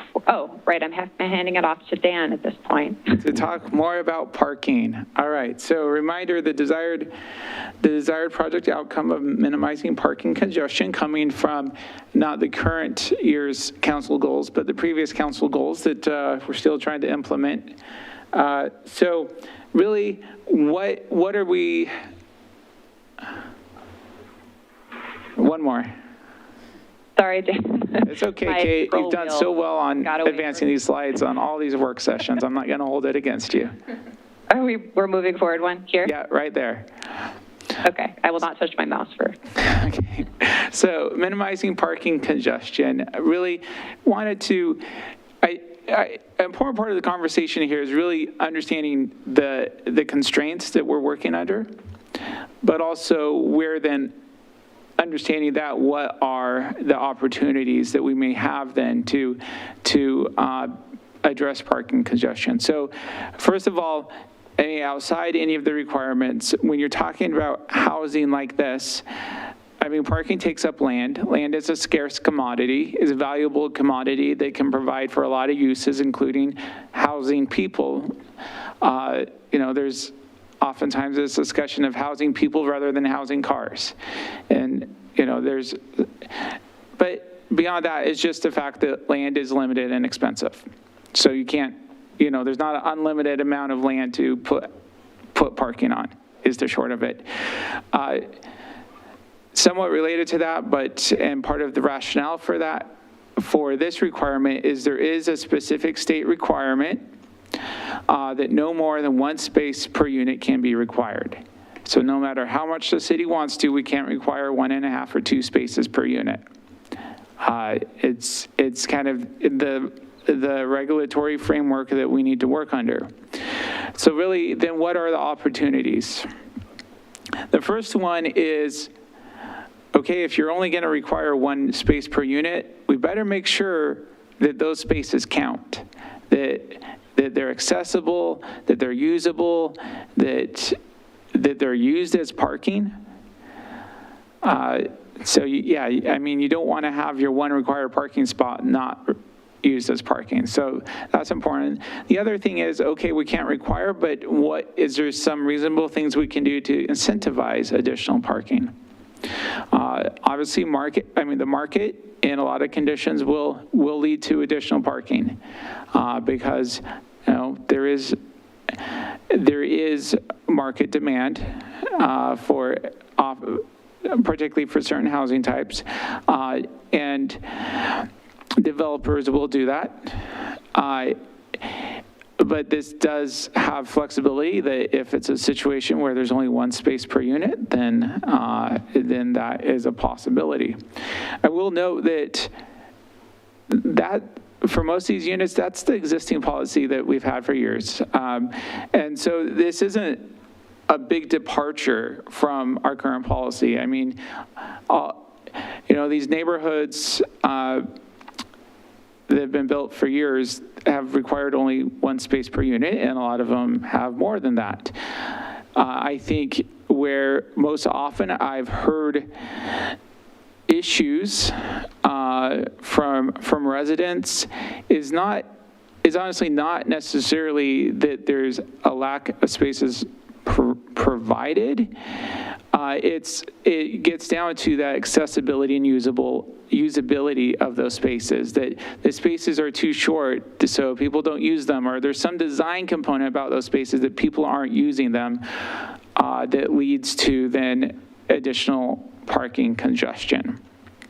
So that's really kind of the world that we have to think in as we're trying to address this important issue. So next slide, please, Kate. So when we talk about usable and accessible parking and really making it count, I want to keep you in mind that we do have defined in the code a standard size parking space, which is 9 feet by 18 feet. So that's really considered a nice usable parking space that most vehicles can fit in. So what we've done around that, first of all, the current code has some flexibility about being able to count on-street parking as to meet parking minimums, where we're dealing with this situation where there's only one unit per site, or sorry, one space per unit, of shifting it that one accessible, usable space does need to be on site. And the state rules do allow for that. And what that does do in turn is frees up any on-street parking that does exist for extra, for visitor or overflow parking. Again, the standard size, making sure that whether it's in a driveway or in a garage, particularly currently we don't really have, you know, I remember one house, you know, what the real estate agents say is an oversized 2-car garage is not 2 standard size parking spaces typically. So, and sometimes they're not even a full standard size parking space. So requiring, if you're going to say your garage meets the required parking, it needs to be provide that clear space of 9 by 18 feet that a vehicle can actually get in there. That's a standard size vehicle. And then driveways also need to be deep enough and wide enough to provide that standard sized parking space. And okay, you establish how big the space is, but I also want to look at, make sure there's not other uses. One, making sure it's clear of obstructions. One update that we're recommending is that put a burden on a developer to show us where are your trash and recycling containers going to be stored. So if you're in a constrained area, they're not trying to put your 3 or 4 containers within the same space that that is supposed to be your parking spot, leading to less usability of that parking space. So a requirement that they demonstrate that there's a screened or enclosed space on the property to store those containers, to make sure that to encourage them to be kept out of the parking space. I think of some examples that we've gotten quite a bit of feedback from neighborhoods because of the way the developers did it, is make sure that again, the parking space is long enough and that it doesn't go into sidewalks. And so we don't really have clarity in that in the current code. I mean, you're not supposed to block sidewalks, but there's nothing saying that adjacent parking space is necessarily, or driveway is big enough for the vehicle not to overhang. So clearing that if you're measuring a 9 by 18 required parking space, that clearly excludes sidewalks or any pedestrian easements. So you can go ahead and go to the next slide, Kate. So we have the one required parking space and kind of maximizing the usability and accessibility of that one required parking space. So then what can we do to incentivize additional parking?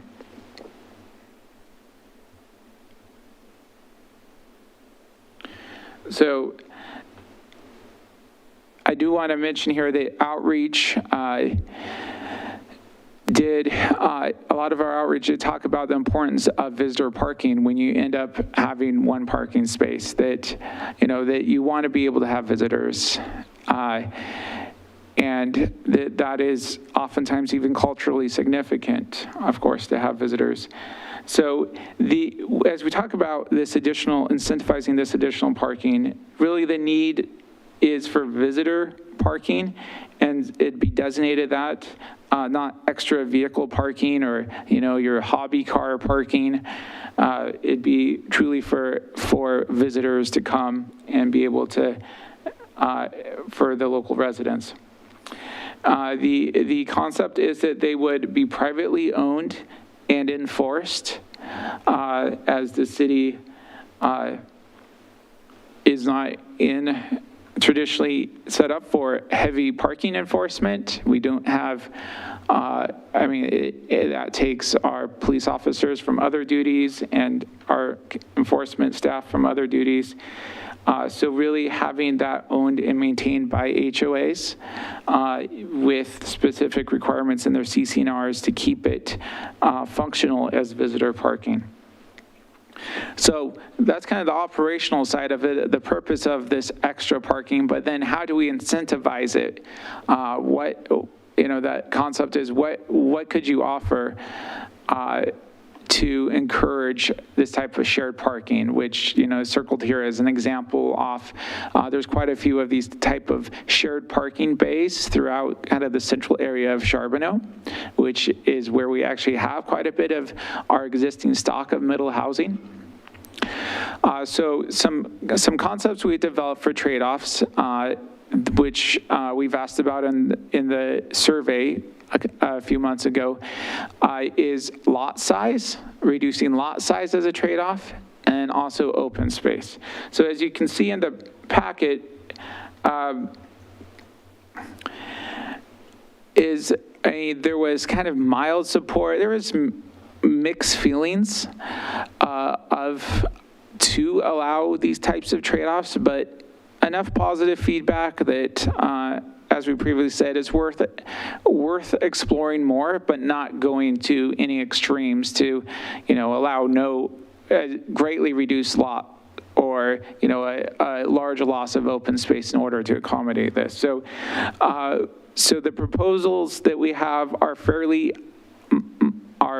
moderate, and I'll get into this in more detail. So some general ideas of these visitor parking requirements is that it's available only if 10% or more of the lots don't have adjacent on-street parking. So, the idea is by making the required parking on-site, if there is on-street parking available, then that is the visitor and overflow parking. To make it usable, it needs to be within 200 feet of a lot without on-street parking. So whether that's a larger area where it's been traded off for open space or a smaller area, that all the spaces would need to be within 250 feet of units that don't have on-street parking. I mentioned the HOA. The other component is one thing, particularly in more modern subdivision design, is stormwater treatment consumes land. And so don't want to add a bunch of impervious surface that then takes up even more land with additional stormwater treatment. So really encouraging these visitor parking areas to use pervious surfaces such as grasscrete, things like that, in order to reduce the additional impact on the limited land supply. So let me kind of show you the two concepts. The first one is to reduce lot size. So we're talking reduce lot size by 2.5%. So I mean, it's not a huge amount by any stretch of the imagination.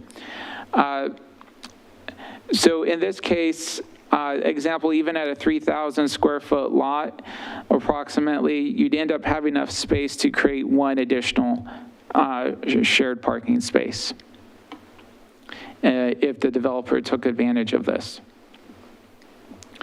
The other one is for the reduced open space. So it allows to reduce the open space by 1/10.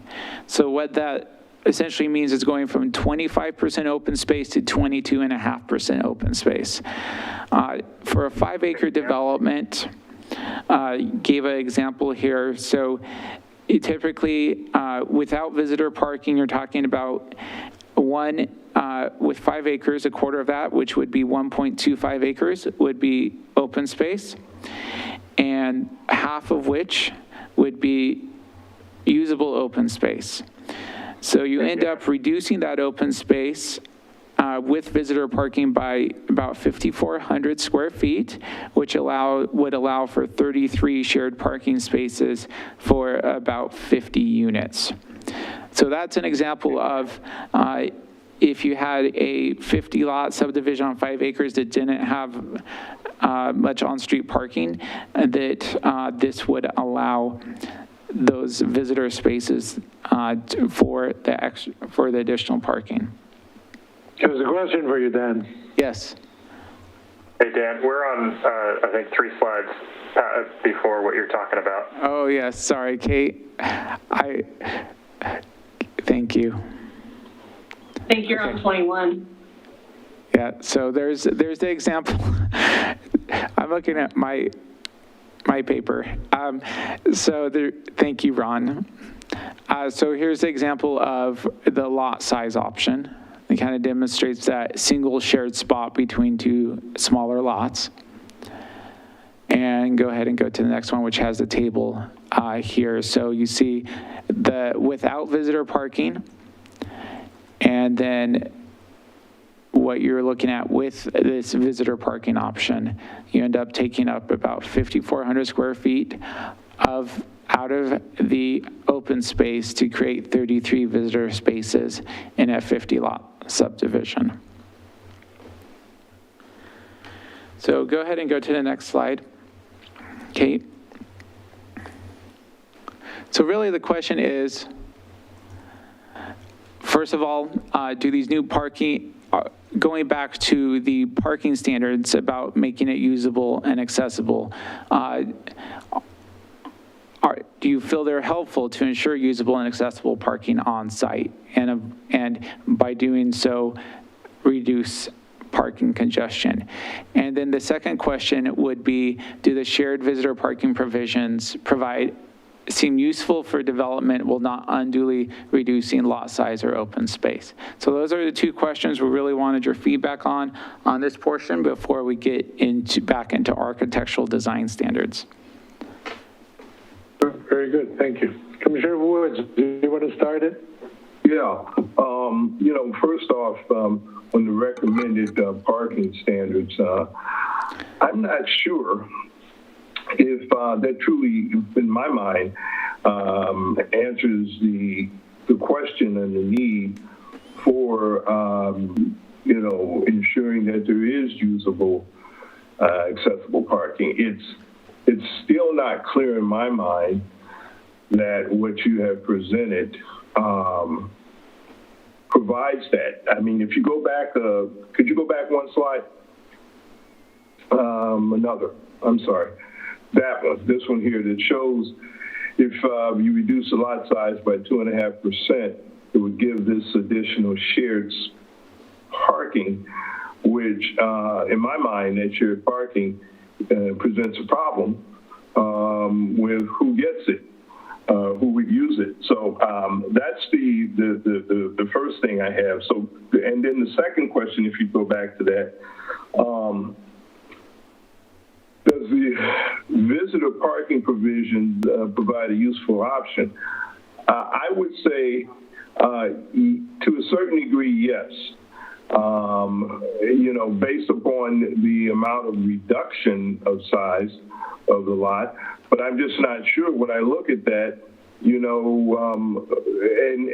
of course, what you also shared there were the number of visitor parking lots or spaces that would be provided with what you use as an example. I don't know, maybe it's just me, but it just doesn't seem like that is really a good option. So I'll leave it there and listen to the other commissioners. So Commissioner Woods, if I may, on that first question, outside of the visitor parking, where the requirements to make the garage a standard size parking space and things like that, do you feel those standards are helpful? Well, to answer it the way that you have it, yes, it's helpful from the standpoint of trying to understand if that would be feasible or not, but I'm not sure if it's helpful as the way you have it here to ensure, that there is usable and accessible parking on site.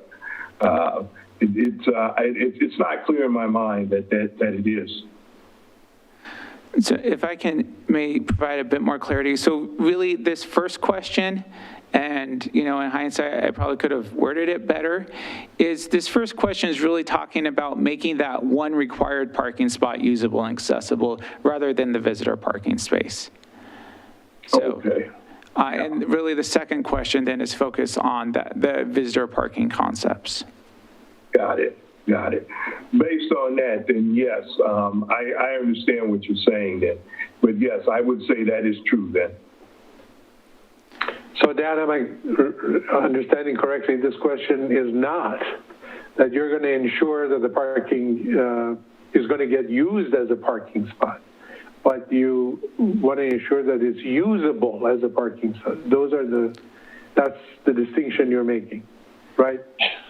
Yeah, and we explored in earlier concepts of, having, and we've done this as conditions of approval, putting up signs in garages saying per city code, you can't store anything in here, or requiring specific HOA where, you have the HOA going around and inspecting garages and making sure that that seemed to us a little too far of going in terms of making sure garages are used as parking. But in terms of the dimensions and making it possible, making it more likely that they'll be used for parking, right? If they're big enough and you have a big enough turning radius to get into your garage, rather than a tiny garage where, you have to put in your mirrors and crawl out your sunroof and, do a 3-point turn to get into your garage, right? It does make it more usable, but we don't feel, unless the commission feels differently, which that's entirely possible, that we should go to additional methods to really be more intrusive, if you will, to like put up signage inside private garages and have an enforcement mechanism to go have people open up their garages and make sure there's a car in there. Yeah. For that. Thanks for the clarification. Commissioner Tuzinski. I definitely don't think we should be putting up signs and invading people's garage privacy. If I was going to buy a house or a townhouse that's had that in the garage, I would say nope and move on to the next one. I think that's not the best idea I've ever heard. This just, for me, goes back to kind of what Commissioner Willard said, where even if we make it a garage the right size and everything, are people really going to use them that often? And I'd like to see maybe some other ways of, maybe driveways, I don't know, and ensuring that it's not just going to be all garage-based parking, because I don't think that works very well. Right. Is that all? Yeah. Okay. Commissioner Haberlein. Oh, great. I've been looking forward to this. Okay. So, let's go with the easy one first. The second question. I think that the shared visitor parking provisions, while I don't like the idea of reducing the amount of open space, it is effective at providing additional visitor parking options. So in terms of meeting it, while it doesn't meet my personal preference, yes, it's doing what it does without, I would say, an undue burden on the site overall. The first question, are the new parking standards helpful? No, I don't think so. I think while it makes it more likely when I look around my neighborhood as I go for walks in the evening, they are all the garages are large enough to fit most cars, and the majority of them have cars in the parking lot or in the driveways because people want the space. People want the covered space. So if we really want to ensure that there is a parking space on site, then you need to make it a requirement that it's an outdoor parking space.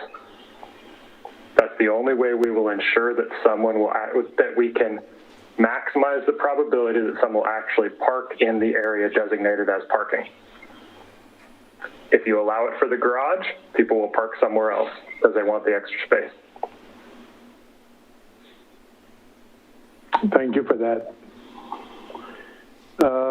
Commissioner Gallagher. I feel like a visitor from outer space, because I use my garage for my car, and I have to say, when I moved to Portland, I was really puzzled by how much of this I saw. So I'm not sure I understand it, but I see it all the time, certainly in the area I'm living in. I'm going to agree with the last comment. I think you have to provide parking space. I don't know. It's a conundrum. Okay. Commissioner Willard.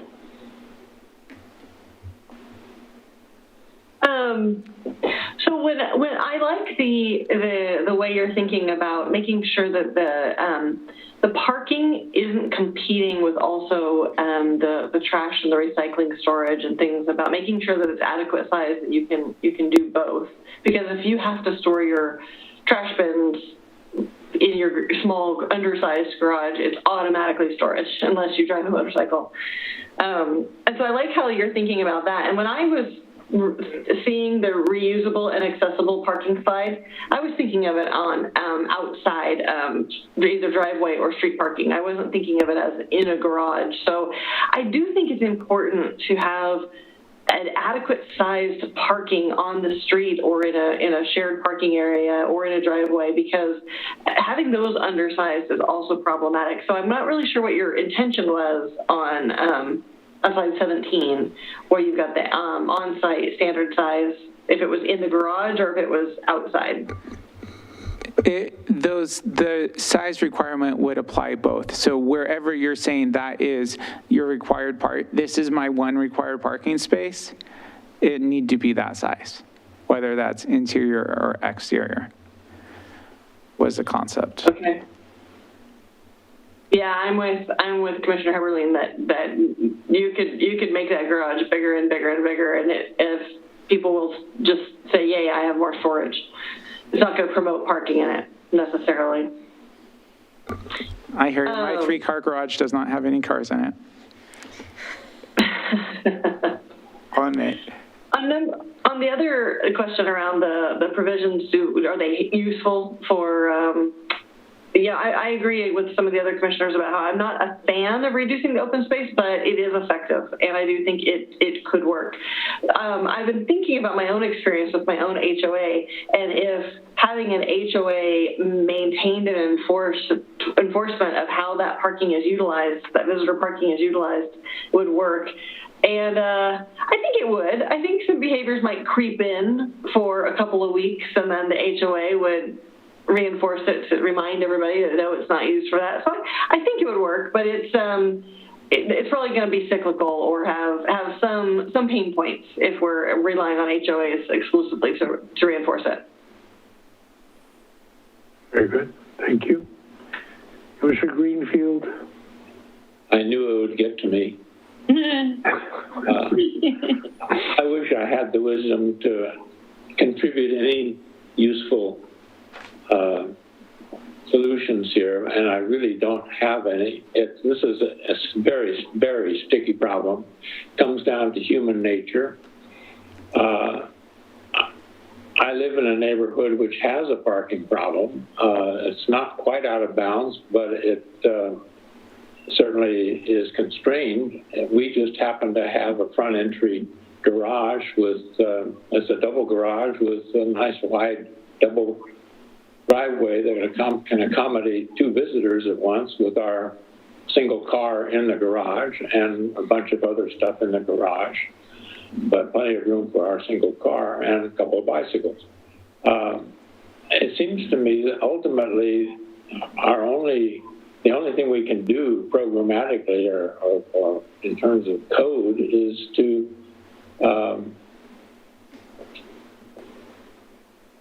force people to use their space for parking or not have a car or park in some distant location by strict enforcement of whatever code we have, whatever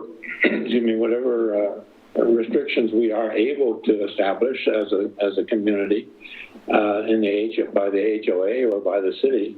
Our HOA does prohibit, does have certain prohibitions on parking where we can and can't park. And if in fact all the curb is used, and all the allowable curb is used, then there's no recourse except to park outside of our immediate neighborhood. Excuse me.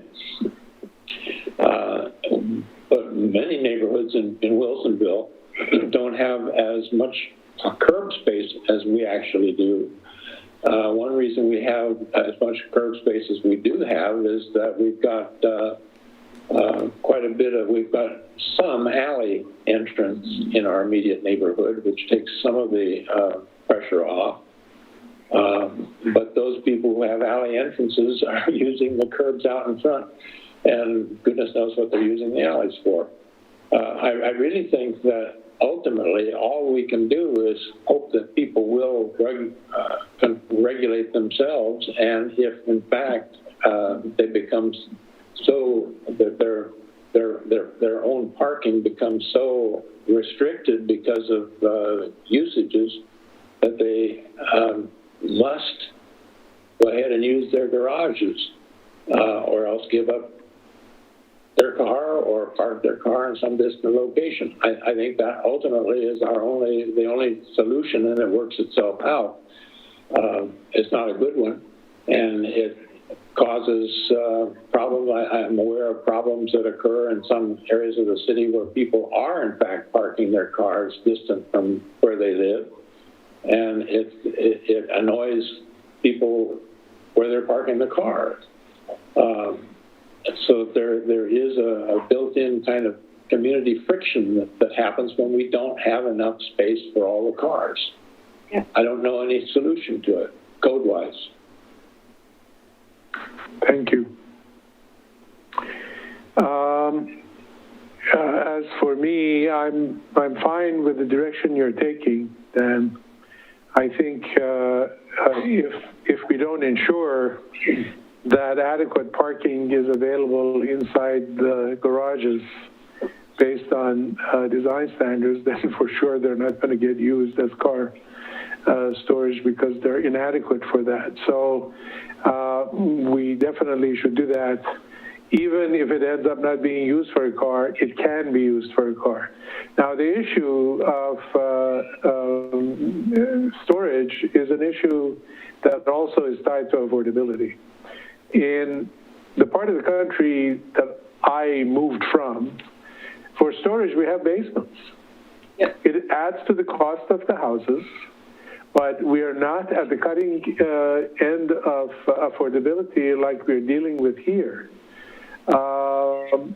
I sold a 5-bedroom, 2-story, 3,600 square foot house for $300,000 and some in a really good neighborhood where, in Wisconsin. I couldn't buy anything like that here for anything less than $1.5 million probably. So as prices increase, approaches to cutting costs become part of the design of the house. Not having a basement is one of those. Now, I've heard that the water table causes leaks and this, that, and the other thing here. I don't buy it. I'm an engineer. I can waterproof a basement so that it can float on an ocean if it has to. Don't tell me you can't keep water from seeping into a basement if you do proper design and engineering of it. But it's cheaper if you don't have that, you have just a crawl space. But when we do that, then the needs that were satisfied with that level of facility in the house ends up getting displayed somewhere else. And it seems to me that here it is gone into the garage. And you can have a 2.5 car garage. It would still end up only housing one car and one on the driveway, and the rest of it is storage or exercise area or something like that. So that becomes an issue that is tied to affordability and the cost and saving those costs. But making sure that the garage is the right proportions, to me, is a no-brainer. Where we are now in Charbonneau, we have visitor parking, and it works fine. And the HOA doesn't have to do anything. But we have driveways and we have garages, as well as a visitors parking. And visitors go to the visitors parking, and they walk up, a lot one way or the other to where they're visiting. In my cul-de-sac of 21 houses, we have 3 times 3 visitors slots. So for 21 houses, you have 7 visitor slots. And on some Friday nights, when somebody's having a party, they're all used. So and some on the street. So it works. So I'm fine with that as well, especially if it's grass-free, if it's paved grass, so that at least some of the open space function of groundwater recharge and so forth is maintained and runoff is minimized. The third kind of observation to me, as we move more and more towards new urbanism, as we started calling it in the 90s and the early 2000s, is urban areas have urbanity to them. And any big city that you go to, you usually do not feel miffed if you can't find a parking space right in front of your house. It's attention, it's not an irritant. You get used to driving a block down the street to find a parking space and be happy that you found one that close, and then, hoof it back to your house. It's part of an urban living. I mean, nobody would think to live in Chicago and have no street parking, and everybody has a parking garage that has all of the cars in there. Parking on the street is part of the urban fabric. Now I understand we are on the edges of the urban area, we are a suburban area, and people kind of are trying to maintain the kind of aesthetic that has been part of Wilsonville as it was a smaller village and it's grown into a bigger and bigger city.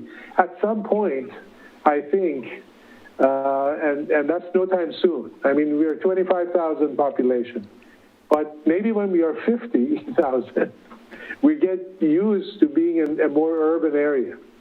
The central redesign that we did for the for downtown is going to have, we talked about this, is going to have parking ramps perhaps, but on-street parking, and that's part of a downtown image. So to me, all of these are helpful approaches to dealing with the fact that we are not exactly a walkable community. We are still car dependent.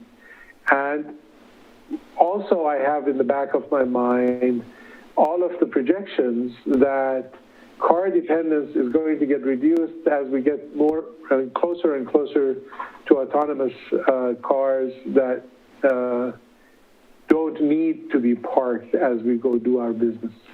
If we are doing shopping or whatever, they can go dock themselves somewhere. Although we seem to be far away from that, because as what I read gets close to implementation, some accident happens that reminds us that artificial intelligence can't deal with the nuts on the road very easily, and it causes accidents. So we'll see where that goes, but I hate to put a lot of infrastructure for something that may not be here in 25 years. And then maybe we'll have a lot of second apartments in the garages that we have so nicely dimensioned to be able to be a studio unit. So that's my comment. I'm fine with what you're doing, Dan, as far as my comments go. So I think we're ready to go to the next set of your questions or inputs.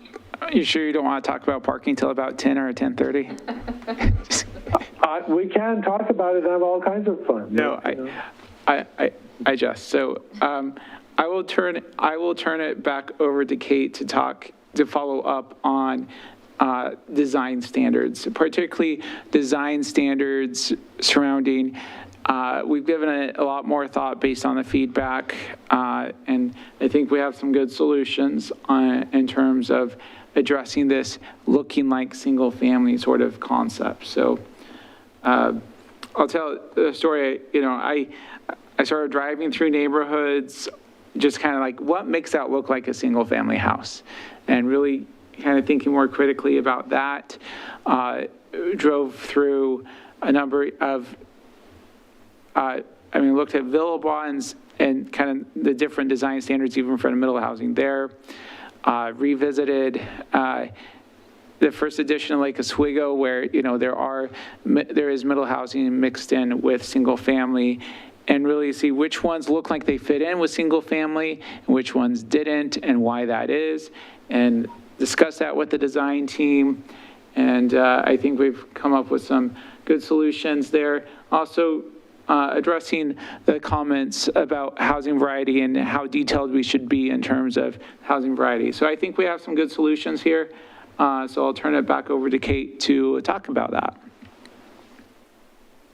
Thank you, Dan. Okay, so we are revisiting the standards, and all these standards that we are looking at again would apply both to single family and to middle housing citywide. So looking at house plan variety, we heard some feedback from the Planning Commission at the last work session about this standard, and just as a reminder, this house plan variety standard would apply, I already mentioned single family and middle housing.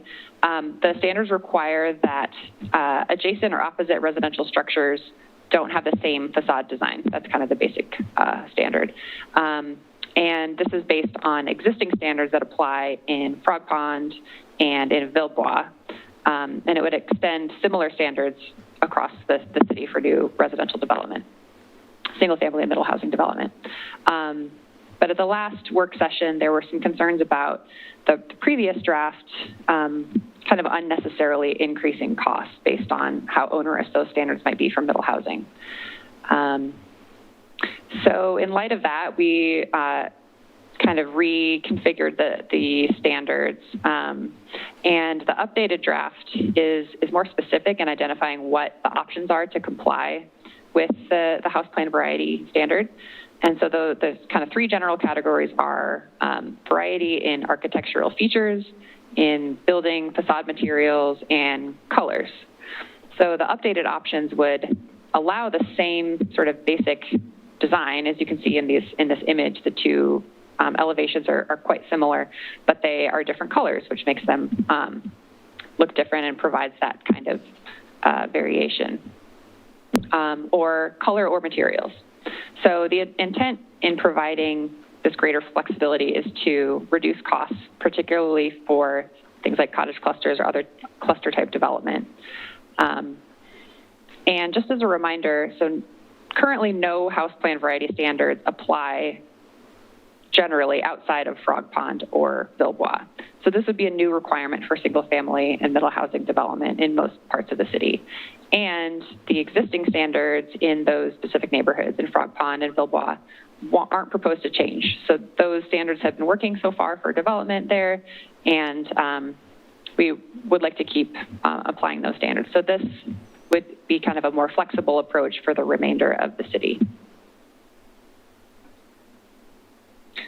And then the next standard we're revisiting is this idea that Dan was talking about, the sort of single family-like appearance for middle housing. So the last kind of attempt at this was this unified roof structure standard, and the Planning Commission generally didn't feel that that kind of achieved the desired outcome. It wasn't really an effective tool for achieving that. So the project team is proposing two new standards to kind of get at that single family appearance idea hopefully without increasing costs unnecessarily. And again, these standards would apply both to single family and to middle housing. So the first new proposed standard is actually an added option for meeting the facade articulation standard. So as a reminder, the articulation standard requires at least one design feature or architectural element for every 30 feet of facade width for facades facing streets or public open spaces. So possible elements to meet those articulation standards are things like varied roof lines, building offsets, balconies, porches, things like that. And so the new proposed standard builds off that standard, which we wouldn't propose changing that standard itself, but adds an option just for middle housing that would encourage those architectural elements to unify multiple units. So the standard would allow a single element to count as two elements if it spans at least 50% of the facade, so kind of unifying more than one unit. So one of these standards would count for 60 feet of facade instead of only 30 feet. And this would particularly be beneficial to larger facades, larger middle housing developments. So you'll see in this triplex example from Taylor Morrison, the roof element unifies the building and kind of provides that single family-like appearance by, covering a larger portion of the facade. And then similarly in the lower image, the porch feature also kind of provides that unifying element for the duplex. And we would propose a similar type of approach for townhouses as well. And again, this is just an option. Middle housing wouldn't be required to provide these unifying features, and the standard really adds flexibility for middle housing rather than taking away flexibility. But it just gives middle housing the option of achieving more of a single family look. And then the second new proposed standard is actually a requirement, again, building off this facade articulation standard, and requires that there be variety in the architectural elements that are featured on the same facade, especially for larger residential structures. So the intent here is to prevent repetition of the same architectural feature across the same facade, because that repetition tends to kind of make middle housing stand out from single family housing. And single family architecture is typically either symmetrical or asymmetrical, but without that adjacent repetition of the same features. And as Dan pointed out, most newer middle housing in Billbois and Frog Pond also features a similar variety of architectural elements. So the top example is a townhouse development in, the top image is a townhouse development in Billbois. And as you can see, there is a variety of roofline kind of design elements, design features, and there's also porches on each, for each unit. And then the bottom example is of kind of what wouldn't meet the standard. So in this example, these are townhouses that only have balconies that would meet that articulation standard, but because there's no other type of design feature, that wouldn't meet the standard. It's not enough variety in the facade design. And again, we think this idea or this approach would work for both middle housing and for single family. And I'll share just as a story, particularly when I drove through Lake Oswego first edition and looked at the different middle housing integrated in there, the ones that to me said, but I'm just one critic here, that really didn't look were these repetitive, where they had repetition, but where it was either symmetrical or asymmetrical with varying elements, it tended to fit in a lot more, in my opinion.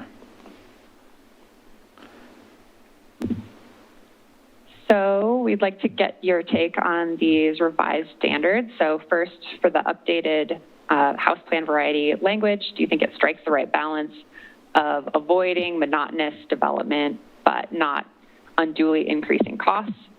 And do you support the sort of two-pronged approach to encouraging single-family-like architecture by encouraging elements that visually tie together different units, and then also requiring a variety of architectural elements? Commissioner Greenfield, why don't you kick us off?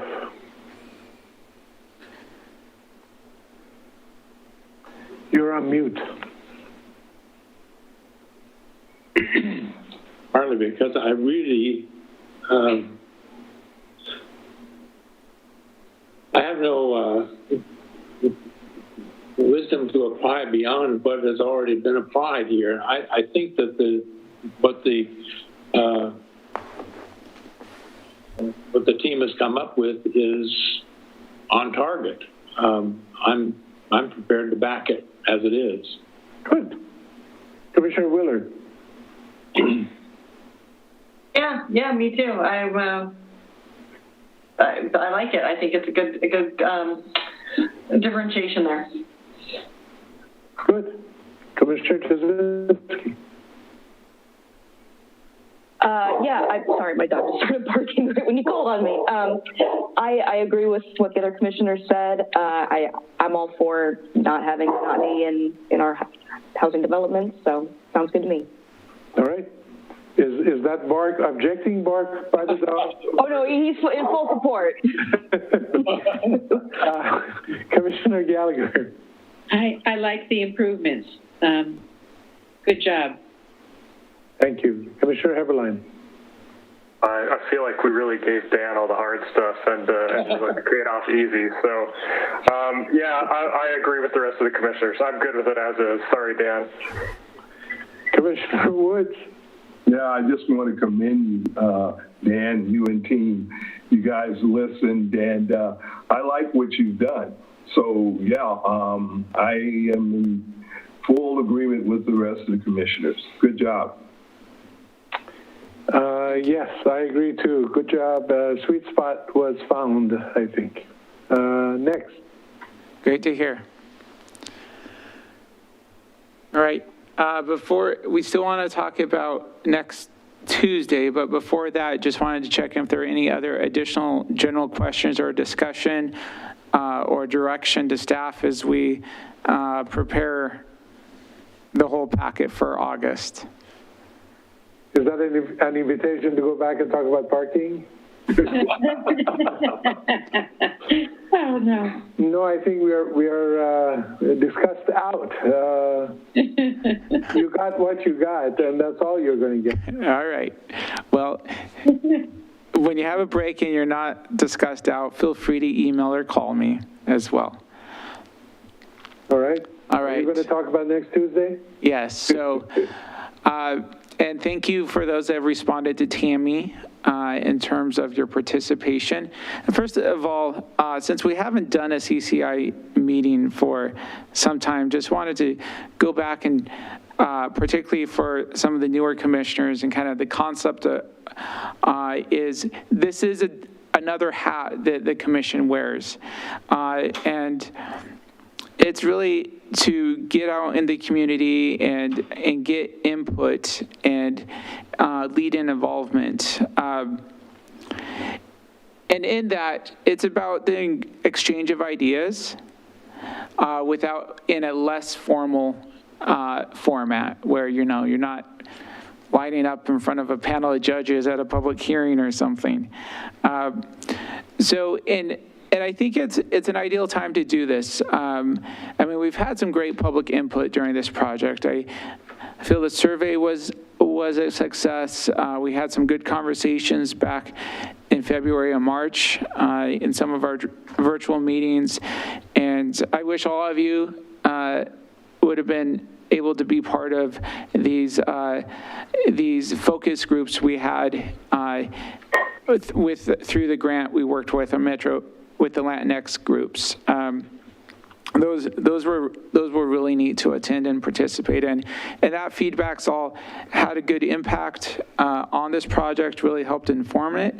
So it's at a time where it's to get back out in the community, share what we've done, share what we've heard, and how that's come to fruition at this point, and then remind the community about what this is all about, as well as the impact and the extent of the impact that we anticipate it having on the community.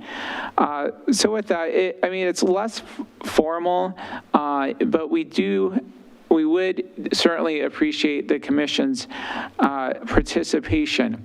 Kind of the format that the team's imagining is, since it is, we can't have the corner conversations or kind of the open house format. But it's more of like a panel discussion where we'll have the APG team and myself presenting some of the more technical components and telling some of the story. But really, I've been so impressed with the commission's ability to tell part of the story. And so as part of the panel, really hoping that the commission can share their experiences and their thought processes as we've gotten to this point. And as I've thought about this, there's certain points where I've heard from the commission some really just compelling discussion on certain topics that I hope we can bring into this public forum as well. Part of that is certainly the topic of honoring past planning, talking about how this project relates to the Frog Pond West Master Plan. And with that discussion of the requirement in Frog Pond West and how that relates to the master plan and that thought process. I think that would be good for the community to hear. Also, this general idea of keeping the look and feel of existing neighborhoods, I think is another important story to tell that I think this commission tells well. So with that said, kind of three questions I have for you. First of all, for those that are able to attend, I wanted to make you aware of these so you can give it some thought if you feel that these are the right topics for you to be discussing. Second of all, do you have additional things that are on your mind that you'd really like to share with the community in this sort of format? And third, do any of you want to kind of take a lead on any of these topics and do additional preparation or kind of be the lead that we can turn on? Not saying the other commissioners couldn't comment on it, but kind of start the story off, if you will, during the presentation.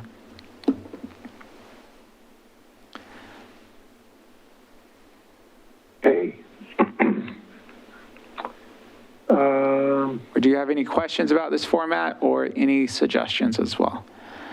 This is going to be virtual, though, isn't it? Yes. Yeah. Okay. Yeah, I agree with you that kind of replaying some of the conversations we've had, because I think I was one of the ones that was advocating for honoring the past planning and the planning process and not jeopardizing the trust in that process. But hearing from the other commissioners how not inclusive that process is and how it amplifies a minimal minority's voice versus the entire community's voice. And I think bringing that to the conversation is important to help people understand why we would take a drastic measure. And I think we need to inform them that going back and reopening past planning work we acknowledge it's a drastic measure, but it's being done so with these very good intentions to make sure that it takes into consideration the needs of the community. I don't want to do it, but I think it's important.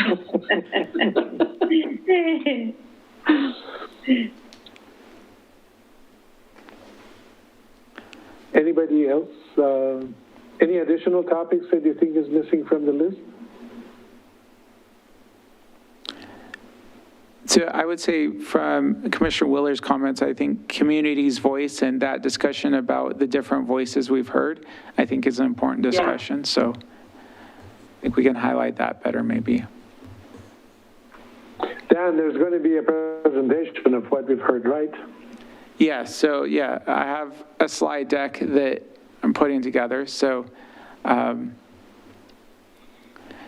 virtual... So Commissioner Willard isn't going to have to do that explanation. It's going to be part of the presentation, and then there's going to be conversation perhaps following it.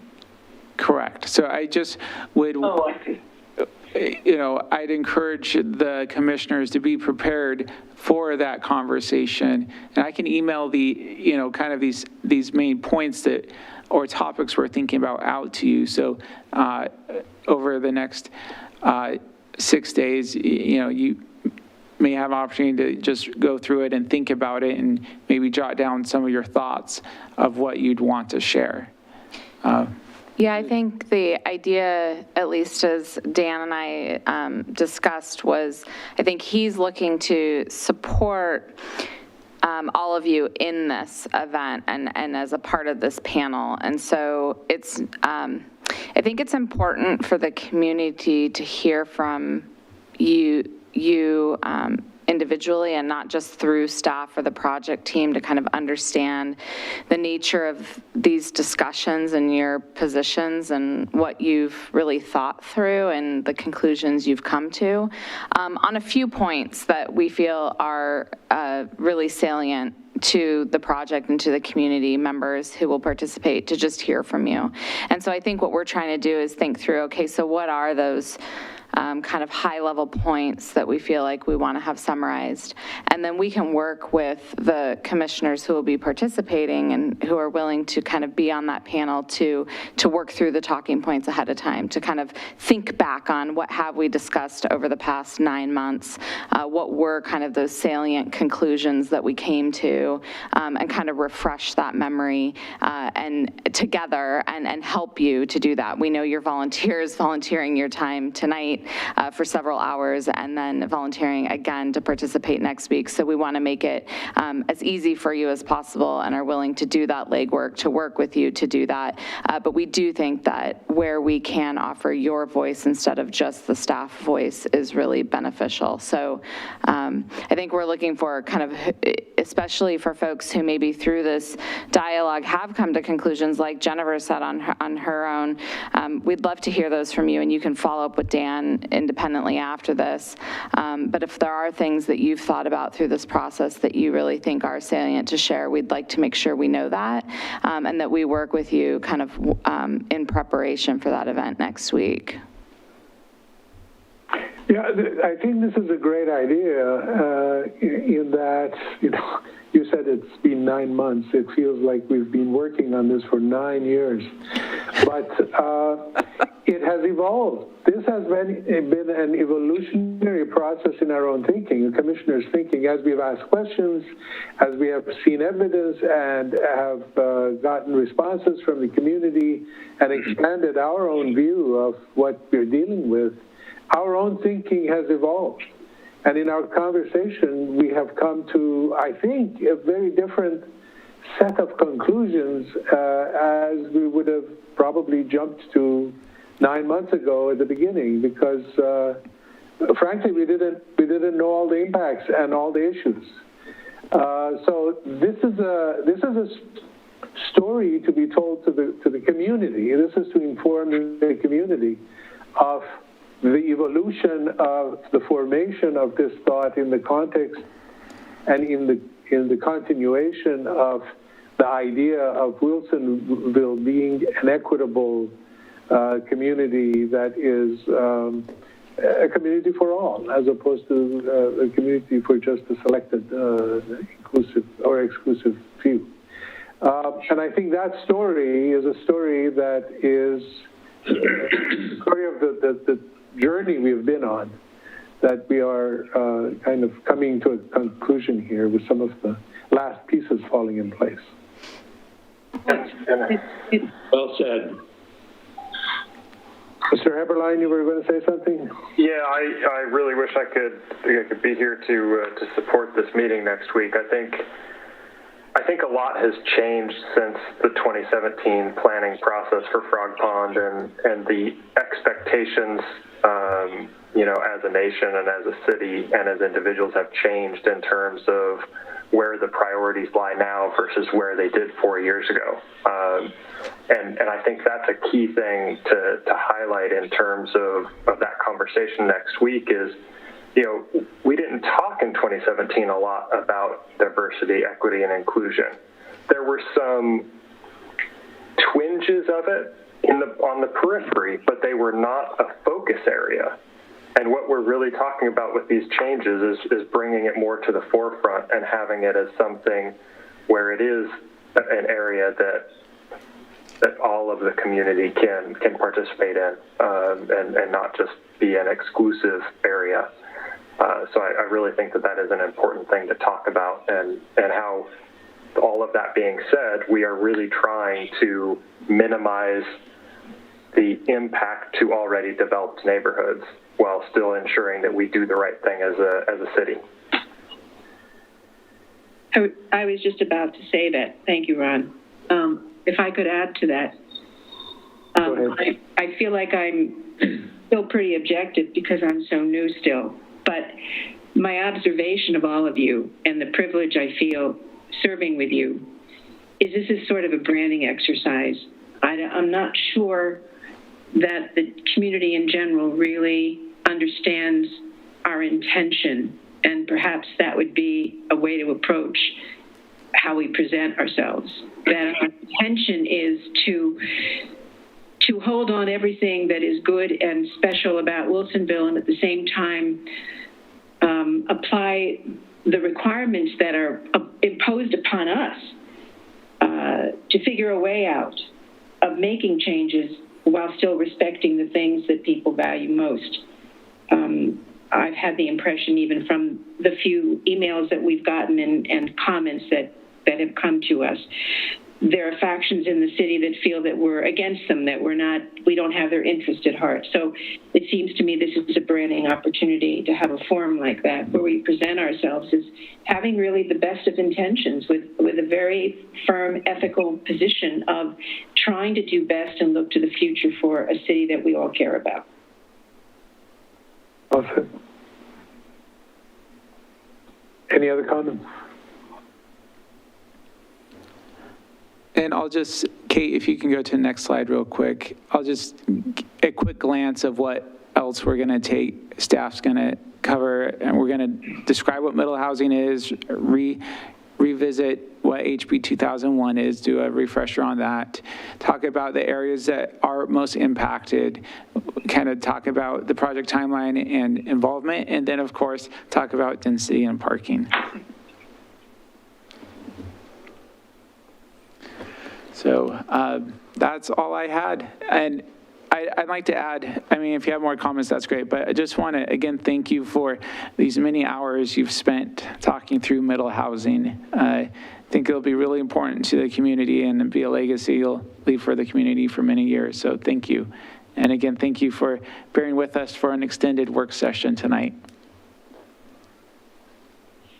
Thank you for all the work you, as staff, all the staff, and the consultants have been doing on this. It's been really gratifying to see how it's evolved and become better meeting after meeting. And I apologize for the rest of the commission for being persnickety about every little detail, but that's who you're dealing with. You know, it's not done until it's done.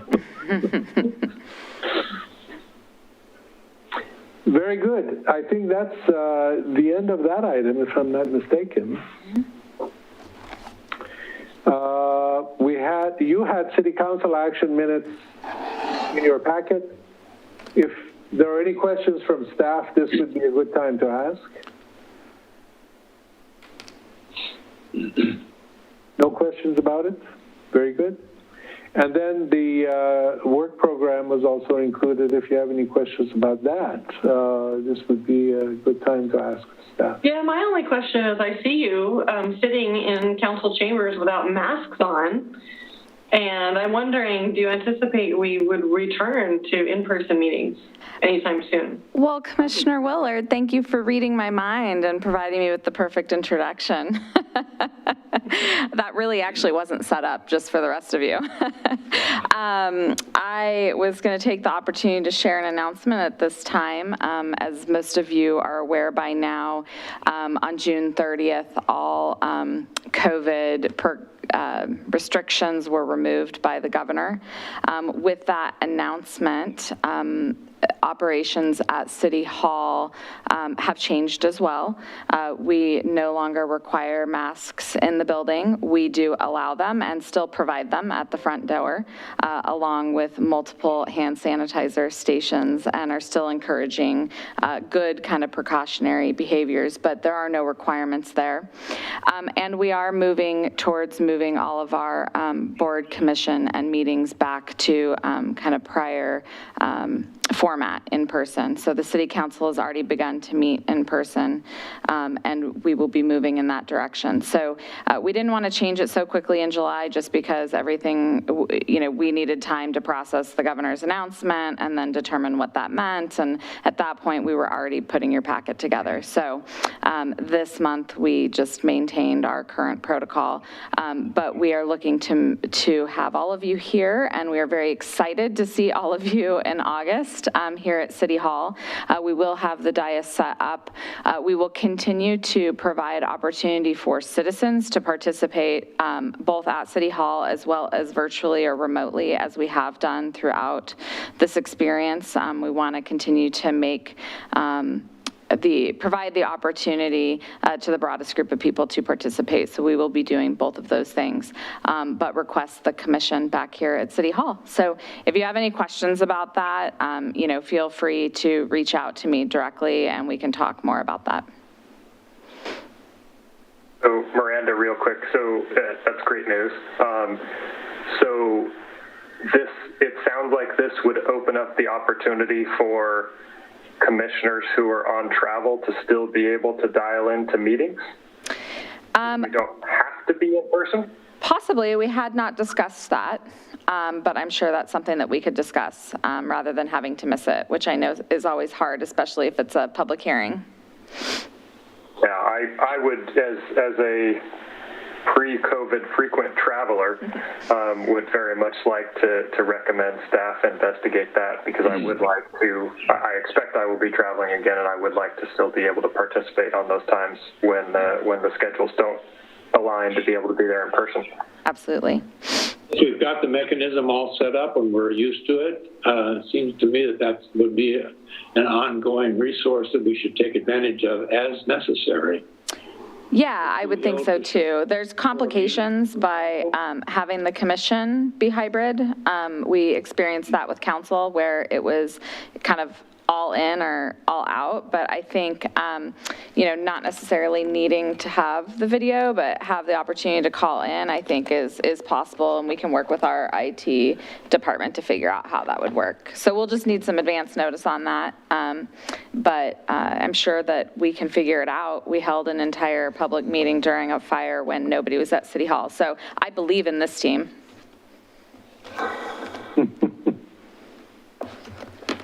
Very good.